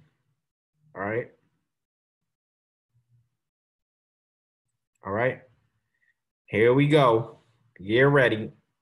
All right, so to illustrate the point further, Jesus told in the story, a man had two sons. Metaphysically, what does this mean? A man had two sons.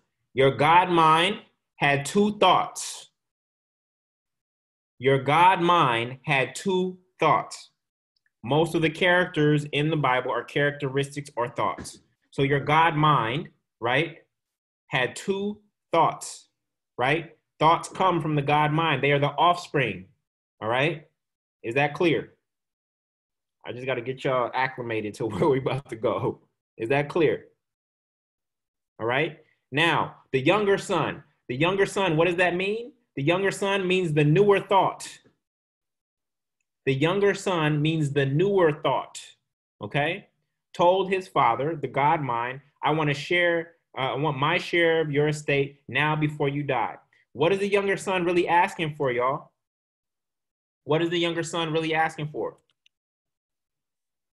Estate, listen, I want a share of your estate now before you die. What is he asking for, y'all?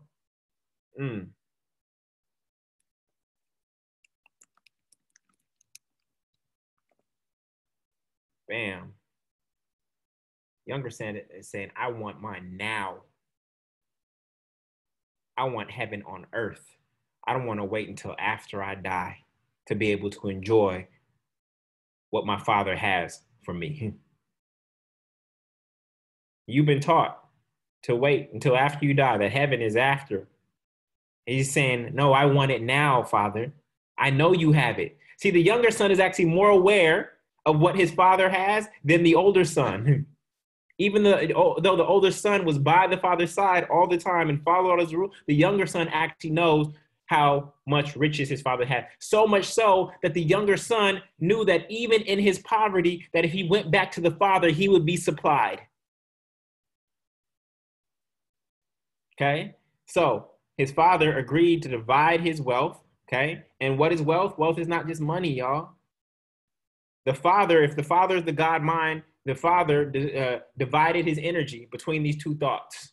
Okay, the father divided his energy between these two thoughts. A few days later, the younger son came, packed his belongings, went off to a distant land, and there he wasted all his money on wild living. Okay, wild living is also wilderness. Okay, and about that time, the money ran out. A great famine swept over. This is what I wanted to catch. What do you think the famine is, y'all? From a thought perspective, what is the famine? From a thought perspective, what does famine represent, y'all?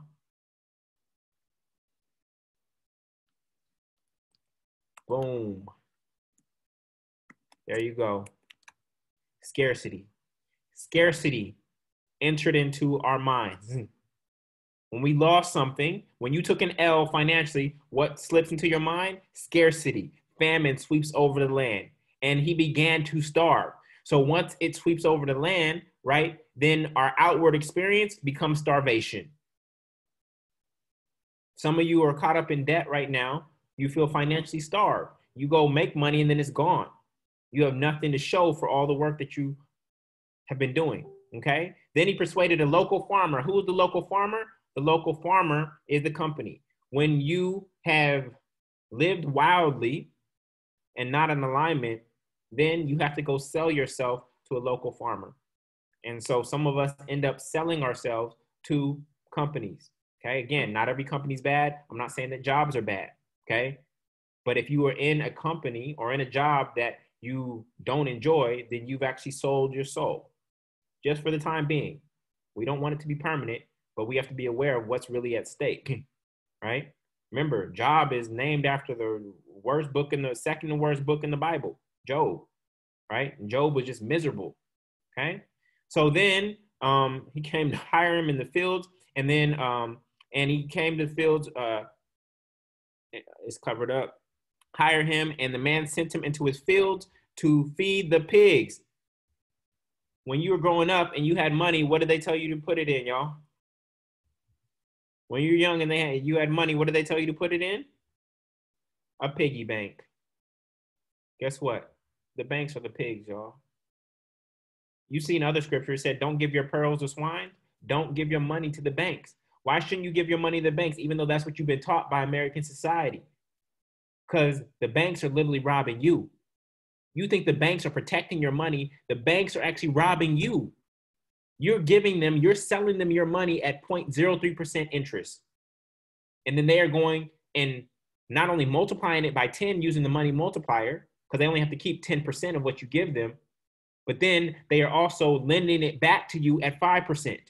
Back to you. And you're only getting paid 0.03%. So listen to this, y'all. You sold them the money at 0.03%. Okay? They go lend it out at 5%. But because of the money multiplier, they get to multiply how much money they have gotten from you by 10. So if you put in $1,000, right, at 0.03%, 3% would be $30. So 0.03%, you're getting 30 cents on that. You're getting 30 cents on that $1,000. They took that $1,000, they were able to multiply it by 10 into $10,000, and then they lended out that $10,000 at 5%. Did y'all catch that? So the banks are actually robbing you, and so now he is actually feeding the pigs in the same way you are all feeding the banks. Not you are all, excuse me. I know some of you are in wealth consciousness. There are many folks who are feeding the banks, okay? I don't mean to speak to of you all, okay? I know the power of words here, and I don't speak that on anybody here, okay? So the young man became hungry. Even the pod looked good. No one gave him anything. And then when he finally came to his senses, when he finally came back to his knowledge of self and who he actually was. And when you think about who you truly are, where do you go back to? You go back to where you come from. And he went back to his father, to his God mind. He went back to his father, to his God mind, right? He said, even at home, The hired servants have food enough to spare, and here I am dying of hunger. I will go home to my father and say. Now, keep in mind, he hasn't said it yet. He's talking to himself. Why? Because where is this conversation happening, y'all? Where is this conversation happening? It's happening in our own minds. So it is self-talk. So he says, I will go to my father and say, I have sinned against both heaven and you. Hold up.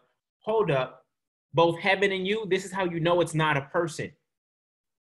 I have sinned against both heaven and you. Why? Because heaven is our true home, y'all. That is our true address. That's where you can find me. Heaven is our true home. He sinned against who he truly was. This is not a biological story between a father and two sons that came from his seed.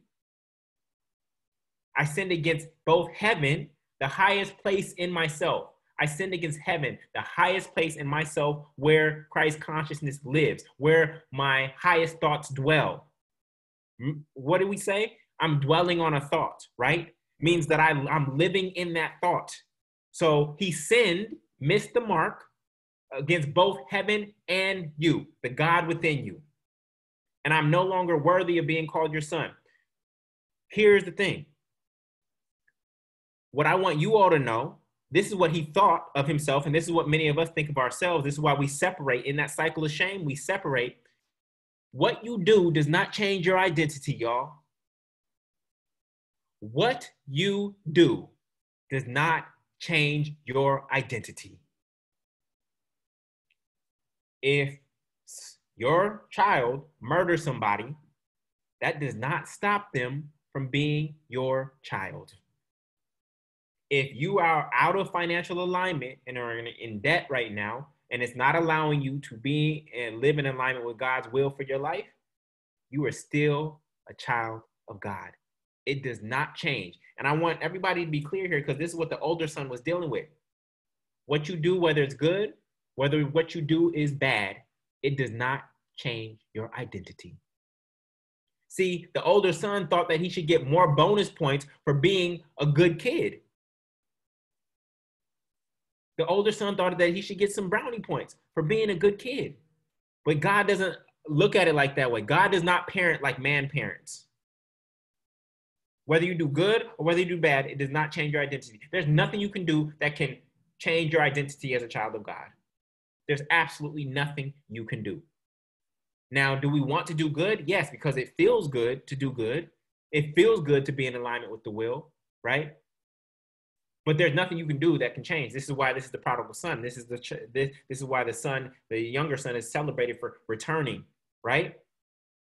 Right? Now, you see the words long way off, okay? So he returned home to his father, and while he was still a long way off. What does that mean, y'all? What does it mean to be a long way off? It means even when we are missing the mark, y'all, God still waits for us with love and compassion. Even when we are a long way off in terms of out of alignment with the God mind, the one mind, God still waits for us happily and ready with love and compassion. So I want you to know this, y'all. Guess what? There's no shame in God's game. There is no shame in God's game. What religion has taught you is that you are born a sinner, that what two quote unquote human beings did, and we know that Adam is actually just an atom, A-T-O-M, and Eve is the beginning, right? This idea that you were a sinner from birth and from Adam and Eve, and because of what they did, you're a sinner, and this shame that you've held, no, that's not how God operates. God, there's no shame in God's game, but religion will shame you into doing what they want you to do. God doesn't operate like that. And man, the earthly man can't fully comprehend how deep God's love is. And so the earthly man, what we do is we anthropomorphize God, and we take our traits and we put them on God to justify why we do what we do. So the question is, are we made in God's image, or do we make God in our image? If a cow made an image of God, guess what it would look like, y'all? If a cow made an image of God, guess what it would look like? It would look like a big cow. So what we do and how religion has manipulated this whole thing is that it's taking what we are actually doing here on the earthly realm, and then we put those traits on God and say that's how God operates. That's not how God operates. This scripture tells you straight up, filled with love and compassion, this father did not care about what the son did. Okay? This father was waiting for the son to return. While the son was a long way off, he was ready to embrace him lovingly and with compassion and with forgiveness. So I say this to say that you are financially forgiven. You are financially forgiven. Do we have to climb out of the hole once we get this rope sent down? Yeah, we got some work to do to dig ourselves out of the hole, but you are financially forgiven. So all we must do, we need to go financially forward. Your job is to simply go forward. Lot's wife, don't look back. But if you do not feel forgiven, you will still be looking back. All right? So going deeper. But his father said to the servant, he came and he said that to his son, I have sinned against both heaven and you. Again, he said it. He said it in quote unquote real life this time. And what did the father do? But his father said to the servant, quick, bring the finest robe from the house and put it on him. Why? Because the father wanted to quickly address the lie that he was not worthy. The father wanted to quickly address, put on, to clothe, to cover up the lie that he was not worthy. Okay? And notice, listen to this. He said, I have sinned against both heaven and you, and no longer am worthy to be your son. And look, how did the father respond, y'all? How did the father respond? The father didn't even hear him. The father didn't even hear him. The father does not hear lies about who you are. The father didn't reply and said, oh, no, son, you're worthy. He said, I don't know what you're talking about. Go get this dude a robe. Go get him the best one we have. I don't even hear what you're talking about. I don't hear lies. All I know is the truth about who you are. Why? Because I created you. I created you, so I already know what you're saying is false, so my ears are shut off. Let those who have ears hear. No, I ain't hearing that. I'm not even going to respond to it. Just go get him a robe. He don't know what he's talking about right now, okay? So then got a ring for his finger and got the fattened calf, and we must celebrate. See, what religion will tell you is that God chastises when we do something wrong. Why? Because that's how that's what man does when child does something wrong. As a parent, I'm still learning how to do better as well, to be more compassionate with Jada, etc. But God's love, God celebrates when the child thought has actually returned back to home. It doesn't chastise. Let's say you did this wrong. Let's go look at this. Why'd you do that? None of that. God celebrates that you have seen, went through what you went through, and returned. Why are we going to waste time chastising? What's that going to do? Okay, so as a parent, I know that I need to improve in that area as well because I want to love my daughter in the way that God loves us, all right? So we're going to celebrate with the feast where someone of mine was dead but now has returned to life. When somebody's dead and they return to life, what do they call that? When somebody's dead and they return to life, what do they call that in the Bible? Call it a resurrection. And y'all thought that Jesus was the only one that was supposed to resurrect? We're supposed to resurrect every single day. We got dead areas of our life that we're trying to elevate, to come out of the grave, come from beneath and rise up. We are ascending. We are not descendants. We are ascending. We are resurrecting every single day. We are trying to spiral like DNA upwards. We are on this constant spiral upwards. Okay? And so, meanwhile, the older son was working in the fields. When he returned home, heard music, etc. The older son got angry. Listen to this, y'all. Listen to this. What did the older son do? Older son, we're celebrating. Older brother was angry and wouldn't go in. So what, listen to that. The older son was angry and wouldn't go in. What does this mean, y'all? What does this mean? The older son, through his anger and jealousy, took himself out of the father's house. Now the younger son is in the house celebrating and being celebrated for returning. The older son has taken himself out of the house. He is now out of the father's house. They switch roles now. Okay? So when any of our siblings return, we celebrate. We celebrate. We celebrate. Okay? He doesn't even acknowledge him as his brother. He said, he said, he doesn't even acknowledge him as his brother. He said, yet when this son of yours comes back, he doesn't even acknowledge him as his brother. So this is this sense of separation that occurs, right? So moving forward, what do I tell you all the time? It says your money on prostitutes. First and foremost, your money. I tell you that every single dollar that I have is not mine. It does not belong to me. It is all God's money. It is all God's money. Every dollar that comes to me and through me is all God's money. The reason God continues to give me money, right, is because it knows that the buck does not stop here. It's the opposite. God knows that the buck does not stop here. God knows that when it gives me resource, that I'm going to transmute that energy and invest it and circulate it into ideals, ideas, individuals, and institutions that are doing good or God's work. It knows that the buck does not stop here. Why would God continue to give you more money when you're just going to store it and hoard it for your own insecurity? Not for your security, for your own insecurity. Okay? So we have to be aware that it is all God's money. My name ain't on any of that. My name is not on any of those dollar bills. Okay? Now, what does prostitutes mean? Prostitute speaks to carnal short-term pleasures.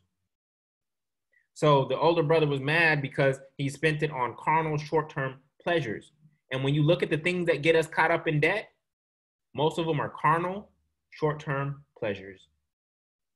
It could be food, it could be a pair of shoes, it could be a Gucci bag, sex, a quick vacation.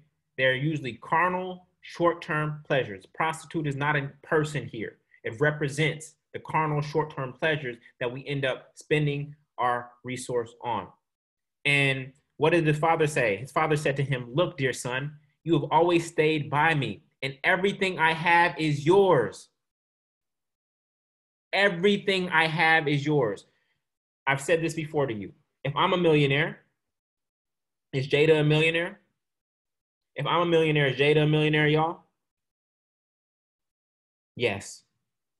She's my daughter. Now, what stops her from actually having $1 million is that she is, one, not aware that of what her father has, and then two, she's not ready to receive it. She's not aware and she's not ready to receive it. The only thing cutting you off from true abundance is your awareness of your identity and your mother, father, God. If we are offspring of an infinite source, then we are infinite beings. If we are the offspring of the infinite source, then we are also infinite beings. There is a storehouse that we could never tap out, no matter how hard we try. It's the longest credit line in history. Okay? So he said, everything I have is yours. So the only thing, again, that cuts you off is your lack of awareness, and your scarcity mindset stops you from receiving. There is no loss in God. You know, God never loses. This is why we call money stored energy. Because what is the rule of energy? Energy can never be created or destroyed. There's no loss in God. There's no way for God to lose. If God is all, there's no way for God to lose. There's nothing that can deplete God. Okay? Everything I have is yours. The younger son knew this better than the older son. The younger son was so aware of this that he asked for his inheritance before he was actually ready to receive it. But he still asked for it because he knew that everything that the father had was his. Okay?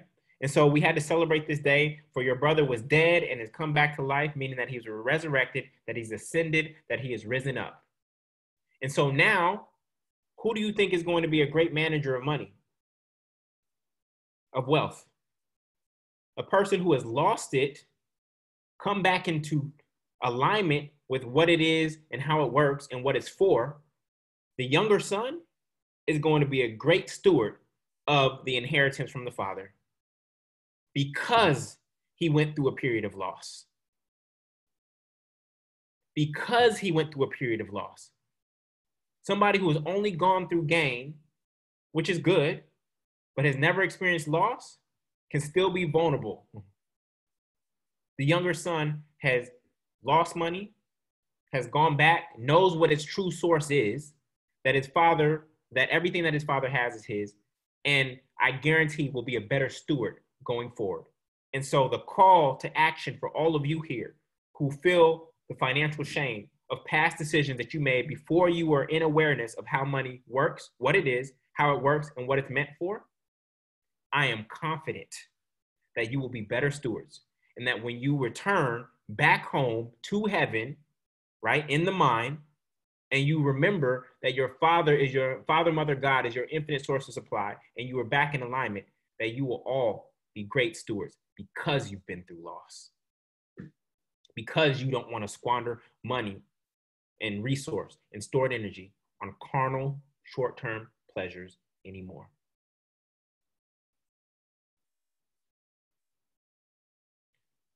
So as I said before, there is no shame in God's game. There is no shame in God's game. Any religion, any church, any mosque that tries to shame you into being in alignment with God, that is not how God operates. That is in 100% out of alignment, and you should walk out the doors. God operates like the father in the story of the prodigal son, waiting with wide open arms, seeing you from afar. From afar, what did it say? A long way off, filled with love and compassion, and can't wait for you to return into financial alignment. Not just financial alignment, in alignment period, but of course, one of those aspects of alignment being financial. Okay? I said it before, Mark 22. And no one pours new wine into old wineskins, otherwise the wine will burst the skins, and both the wine and the wineskins will be ruined. No, they pour new wine to new wineskins. And so you are stepping into new wineskins. We are moving from poverty consciousness, which is the old wineskins, into wealth consciousness. And some of the behaviors and some of the patterns that you've engaged in, okay, can no longer go into, they cannot go into the new wineskins. They're gonna have to be new thoughts, new behaviors, new patterns, new ways of being, doing, and having that go into the new wineskins for you to fully step into the wealth consciousness, which is your true home and your true identity, right? We cannot take these old habits and these old behaviors that got you into the situation that you're in right now and just take them with us going forward. Because as we described before, if you are a bucket with holes, I can pour the entire ocean inside of you and you will still end up empty.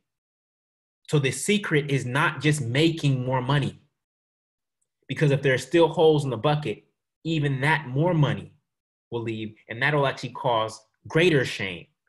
It's one thing to have financial shame when you were making $50,000. It's another thing to have financial shame and still be in debt when you were making $500,000.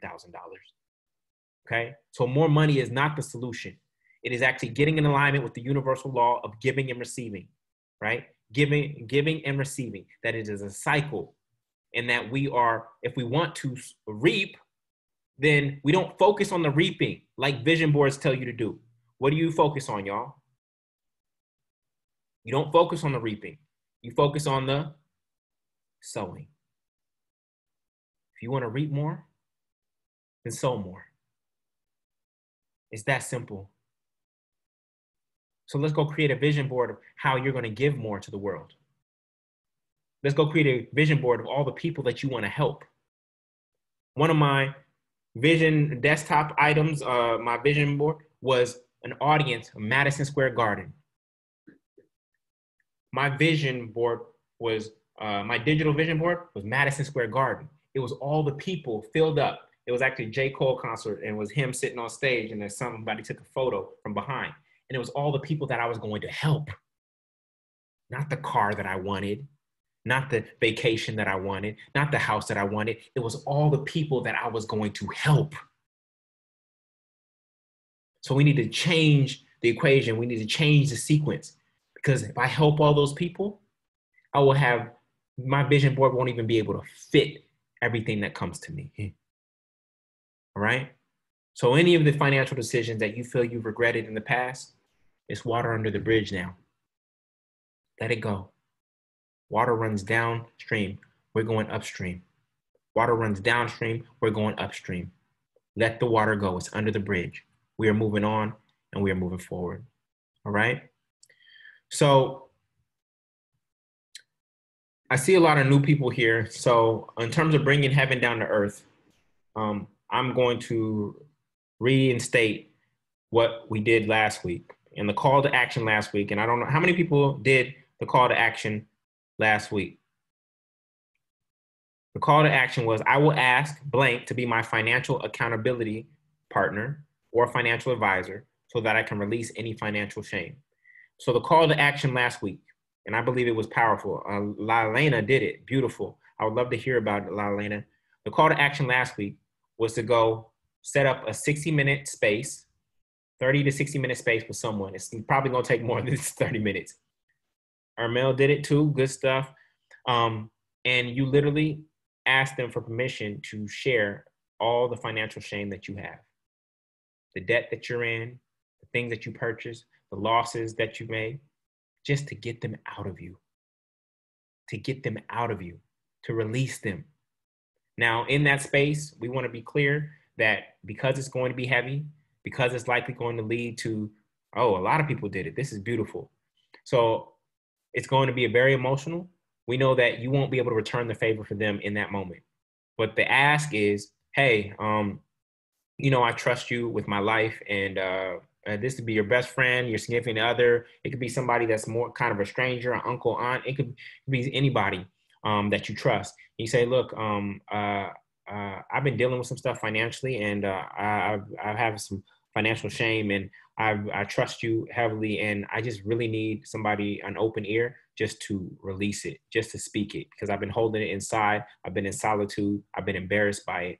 And I need 30 to 60-minute space to just share so I can just get it off my chest. I'm not asking for coaching. I'm not asking you to give me advice. I literally just need to speak it into the world and get it out of me. I likely won't be in position to be able to return the favor right then and there, but I'm happy to schedule another time. If you find it valuable and you want to do it for yourself, I'm happy to return the favor for you at another time. I know this may sound awkward, but this is something that I am ready to financially forgive myself. And this is something that I know I need to do. And I don't trust anybody as much as I trust you with this kind of conversation. All right. So that is the ask. So you identify the people in your life that you trust. And for those of you who did it, I see a lot of you. Evelyn said it was very emotional. Oh my goodness, this is beautiful, y'all. Who else did it? Anna did it. Anjanette did it. Cynthia did it. Evelyn did it. Oh my goodness. Martina did it. Oh, y'all, please send me emails in terms of what your experience was, because I knew it would be powerful, and I'm so happy to see that you all moved on it. All right. So we're going to conclude with our affirmation. I'll read it first, and then you can read it with me. So this is it. I forgive me of all my debts. I forgive me of all my debts, every financial debt, every time I missed the mark or fell short, and every unsuccess. It is water under the bridge. The past has no power over me. I'm simply reaping what the old me sowed or didn't sow. But the new me is back in alignment with the universal law of giving and receiving, for God is not mocked. To escape any financial wilderness or wildness I may find myself in, I simply have to balance what I sow according to what I reap. The more I hold myself accountable and am in an emotional and financial balance, the higher my bank account balance will ultimately be. I am emotionally debt-free here and now. Ashe, amen, and so it is. So I'm going to ask you to join me. And I'm going to ask you to join me in the affirmation now. 1, 2, 3. I forgive me of all my debts. Yes, you have the power to forgive. Every financial debt, every time I missed the mark or fell short, and every unsuccess. It is water under the bridge. The past has no power over me. I'm simply reaping what the old me sowed or didn't sow. But the new me is back in alignment with the universal law of giving and receiving, for God is not mocked. To escape any financial wilderness or wildness I find myself in, I simply have to balance what I sow according to what I reap. The more I hold myself accountable and I'm in emotional and financial balance, the higher my bank balance will ultimately be.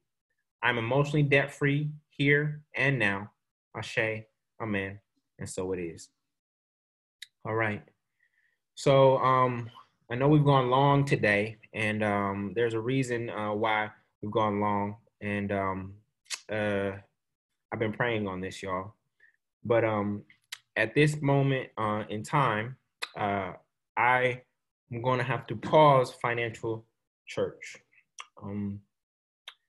These 3 months of the year, as we head into winter, even though it doesn't really become winter here in New Orleans, is a sacred time for me to go into hibernation and to go within and do more inner work so that I can come back into the new year with new things to share with you. We've been at this since the beginning of coronavirus. And the reason I started it then, because I knew that many people would slip into scarcity consciousness and that we needed to solve this from a spiritual level, not just a financial level, not just stimulus checks, etc. The core reason, as you know, I give about a day of my week. Literally Wednesdays is typically dedicated to me studying, reading, and creating these presentations for you. And then of course this time here. So this has been a way of me tithing and giving during this time. And I absolutely love it. I enjoy it and I look forward to it. What I'm feeling called to do right now is to take all of these teachings that I've shared with you in this space and actually put them into a book. I have been writing. I've been putting them into a Google document. Right now, that Google document is 124 pages. But I feel like I need to anchor and organize all of these teachings that I've shared with you in this space live into a physical, tangible thing that can last millennia. So I want to organize, this is an affirmation and a call, and I'm asking you to touch and agree with me on these things. I want to organize my thinking around financial spirituality so that it can be accessible to more people. I want to create a more linear, structured path to obtaining wealth consciousness. Because, you know, when I get inspired by teaching, we do something over here, then we do a series over here, then we do a series over here. I want to create a more structured, linear path, kind of like how the multifamily movement is a structured path, because I want to get you to a result, y'all. I want to create a starting point that beginners can go to and to give anyone a more linear path. And I want to have the impact of Rich Dad, Poor Dad or greater on how we perceive and relate to money. And so I need to create space. One of my core principles is to subtract before you add. It's to subtract before you add. You know, a lot of people say, and so I looked at my life, everything that I have going on, from the multifamily movement to the Buy Back Baton Rouge Fund, and to this. And I said, I need to pull back here and dedicate that time to organizing those thoughts into the book. And then I will continue to pray, and I'll ask you to pray for me so that I am in alignment with the will. So that is So the other thing I wanted to share is that what I realized, y'all, is that this piece on financial forgiveness is actually the first piece of the book. We went through a lot of things since April, but us forgiving ourselves financially is actually the first step. And so, you know, they say the last shall be first and the first shall be last. When I landed on this particular series, I realized this is the beginning. And so we went through this entire journey to end here, these live sessions with financial forgiveness. But you will see that financial forgiveness is actually the first part of the book. When I look at the reactions and the comments and the things of that nature, this particular teaching has struck an emotional chord with folks greater than anything else. And us forgiving ourselves of our debts is the first step to us paving a pathway to wealth consciousness. So I'm so grateful for each and every one of you. This has been an amazing journey. I feel perfect alignment. Nothing is wrong. Nothing is wrong. There's no reason. As we go into this last quarter of the year, it is a time of hibernation. It is a time of introspection for me. And I hope that introspection leads to an output that I know will bless millions and millions of people. So with that, in terms of our giving, right now, our account balance has $4,619. And I see some of you are still giving right now. What I would like to do is I would like to liquidate that entire account by giving this $4,619 out to 20 nonprofit organizations. And so in chat, if you could put in as many organizations as you can think of, I'm going to liquidate the account and take it down to zero. For those of you who are new, this is our faith fund. Our faith fund is not, this is not for a building fund. It's not for my private jet. It's not for my foreign car, which is a Honda Accord, okay? We take in money as offering because we believe in giving. We believe that giving is a spiritual practice here. And we take in money and we give it out to a nonprofit, to 4 to 8 nonprofits by Tuesday. This is how we think churches should operate. This is how we think money should flow. And so far, we've given out, I'm actually going to show you. I'm actually going to show you real quick. I'm going to show you our exact count balance so that you know we honor 100% transparency here. Okay, so I'm actually going to show you. All right, share screen. All right, so this is, we've given out $16,000 since April 12th, and we brought in $21,000 with all of you giving. These are the actual transactions of folks. These greens are the money we've given out. We started giving out $300 a week, and last week we gave about $2,000. We gave away $2,000 last week. Guess what? Look at this, y'all. Last week we ended at $4,786. We gave away $2,000, and because of the way this law works, we got back up to $4,600, just like that. So what's crazy is the more we give, the more we receive. The more we give, the more we receive. Now, again, this week I will be depleting the fund. By depleting, deplete is a negative word, perceived negative word. I'm going to be giving out all the money. Okay, so I'm going to take this account to zero. So right now I'm looking for nonprofit recommendations from you all. And yeah, we gave the NAMI last week. So I need URLs. And go ahead. And Instagram, Fisher House, okay. Grabbing them. All right, boom. Grabbing them. All right, Shrine of the Black Madonna. I need URLs if you can. All right. I'm probably going to need about 20 organizations. They'll each get $200 this week. Suicide prevention got that one. I'm copying them from chat as quickly as I can. All right. All right, thank you for these recommendations. If you would still like to give so that I can give them more, that's perfectly fine. But the account will be zero as of Wednesday, okay? I do encourage you, even after Financial Church, to continue to give. to continue the practice of giving. All right. I encourage you to continue the practice of giving on a weekly basis if you can. Find your own way to tithe. And by tithe, I don't mean 10%. I don't mean like 10%. Just find your own way to give on a consistent basis. Okay. We have about, okay. I got some good ones now. All right. So that's good, y'all. All right. So with that, I just want to say, I've said what I wanted to say, but this space, oh, this is the book. This is the book right now. This is the 124 pages, y'all. So I'm going to continue to build and bring that out into the world and give birth to that and manifest that.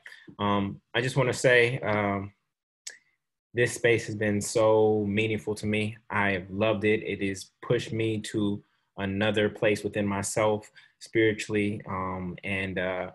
And I'm just so grateful for each and every one of you, to all my vets who've been here every single week, for all the givers, for all the new folks who just found us. All the replays are at thefinancialchurch.com. All the replays are at thefinancialchurch.com. And who knows, my hope is that we'll start again. But right now, I do feel called to put this into a tangible, physical form that millions of people can access. So with that, I wish you all the best. I appreciate and love each and every one of you. And we will be in touch soon. I'll keep you updated via email. All right? Much love, y'all. I appreciate you. Peace. For those of you on Instagram, you can go to juliangordon.com. Go to thefinancialchurch.com and sign up for the email list so that you'll stay updated there. If you haven't, go to thefinancialchurch.com to get the replays and sign up for the email list so we can stay in touch. You can also follow me on Instagram as well, okay? Appreciate y'all. Love you. Much love. Peace.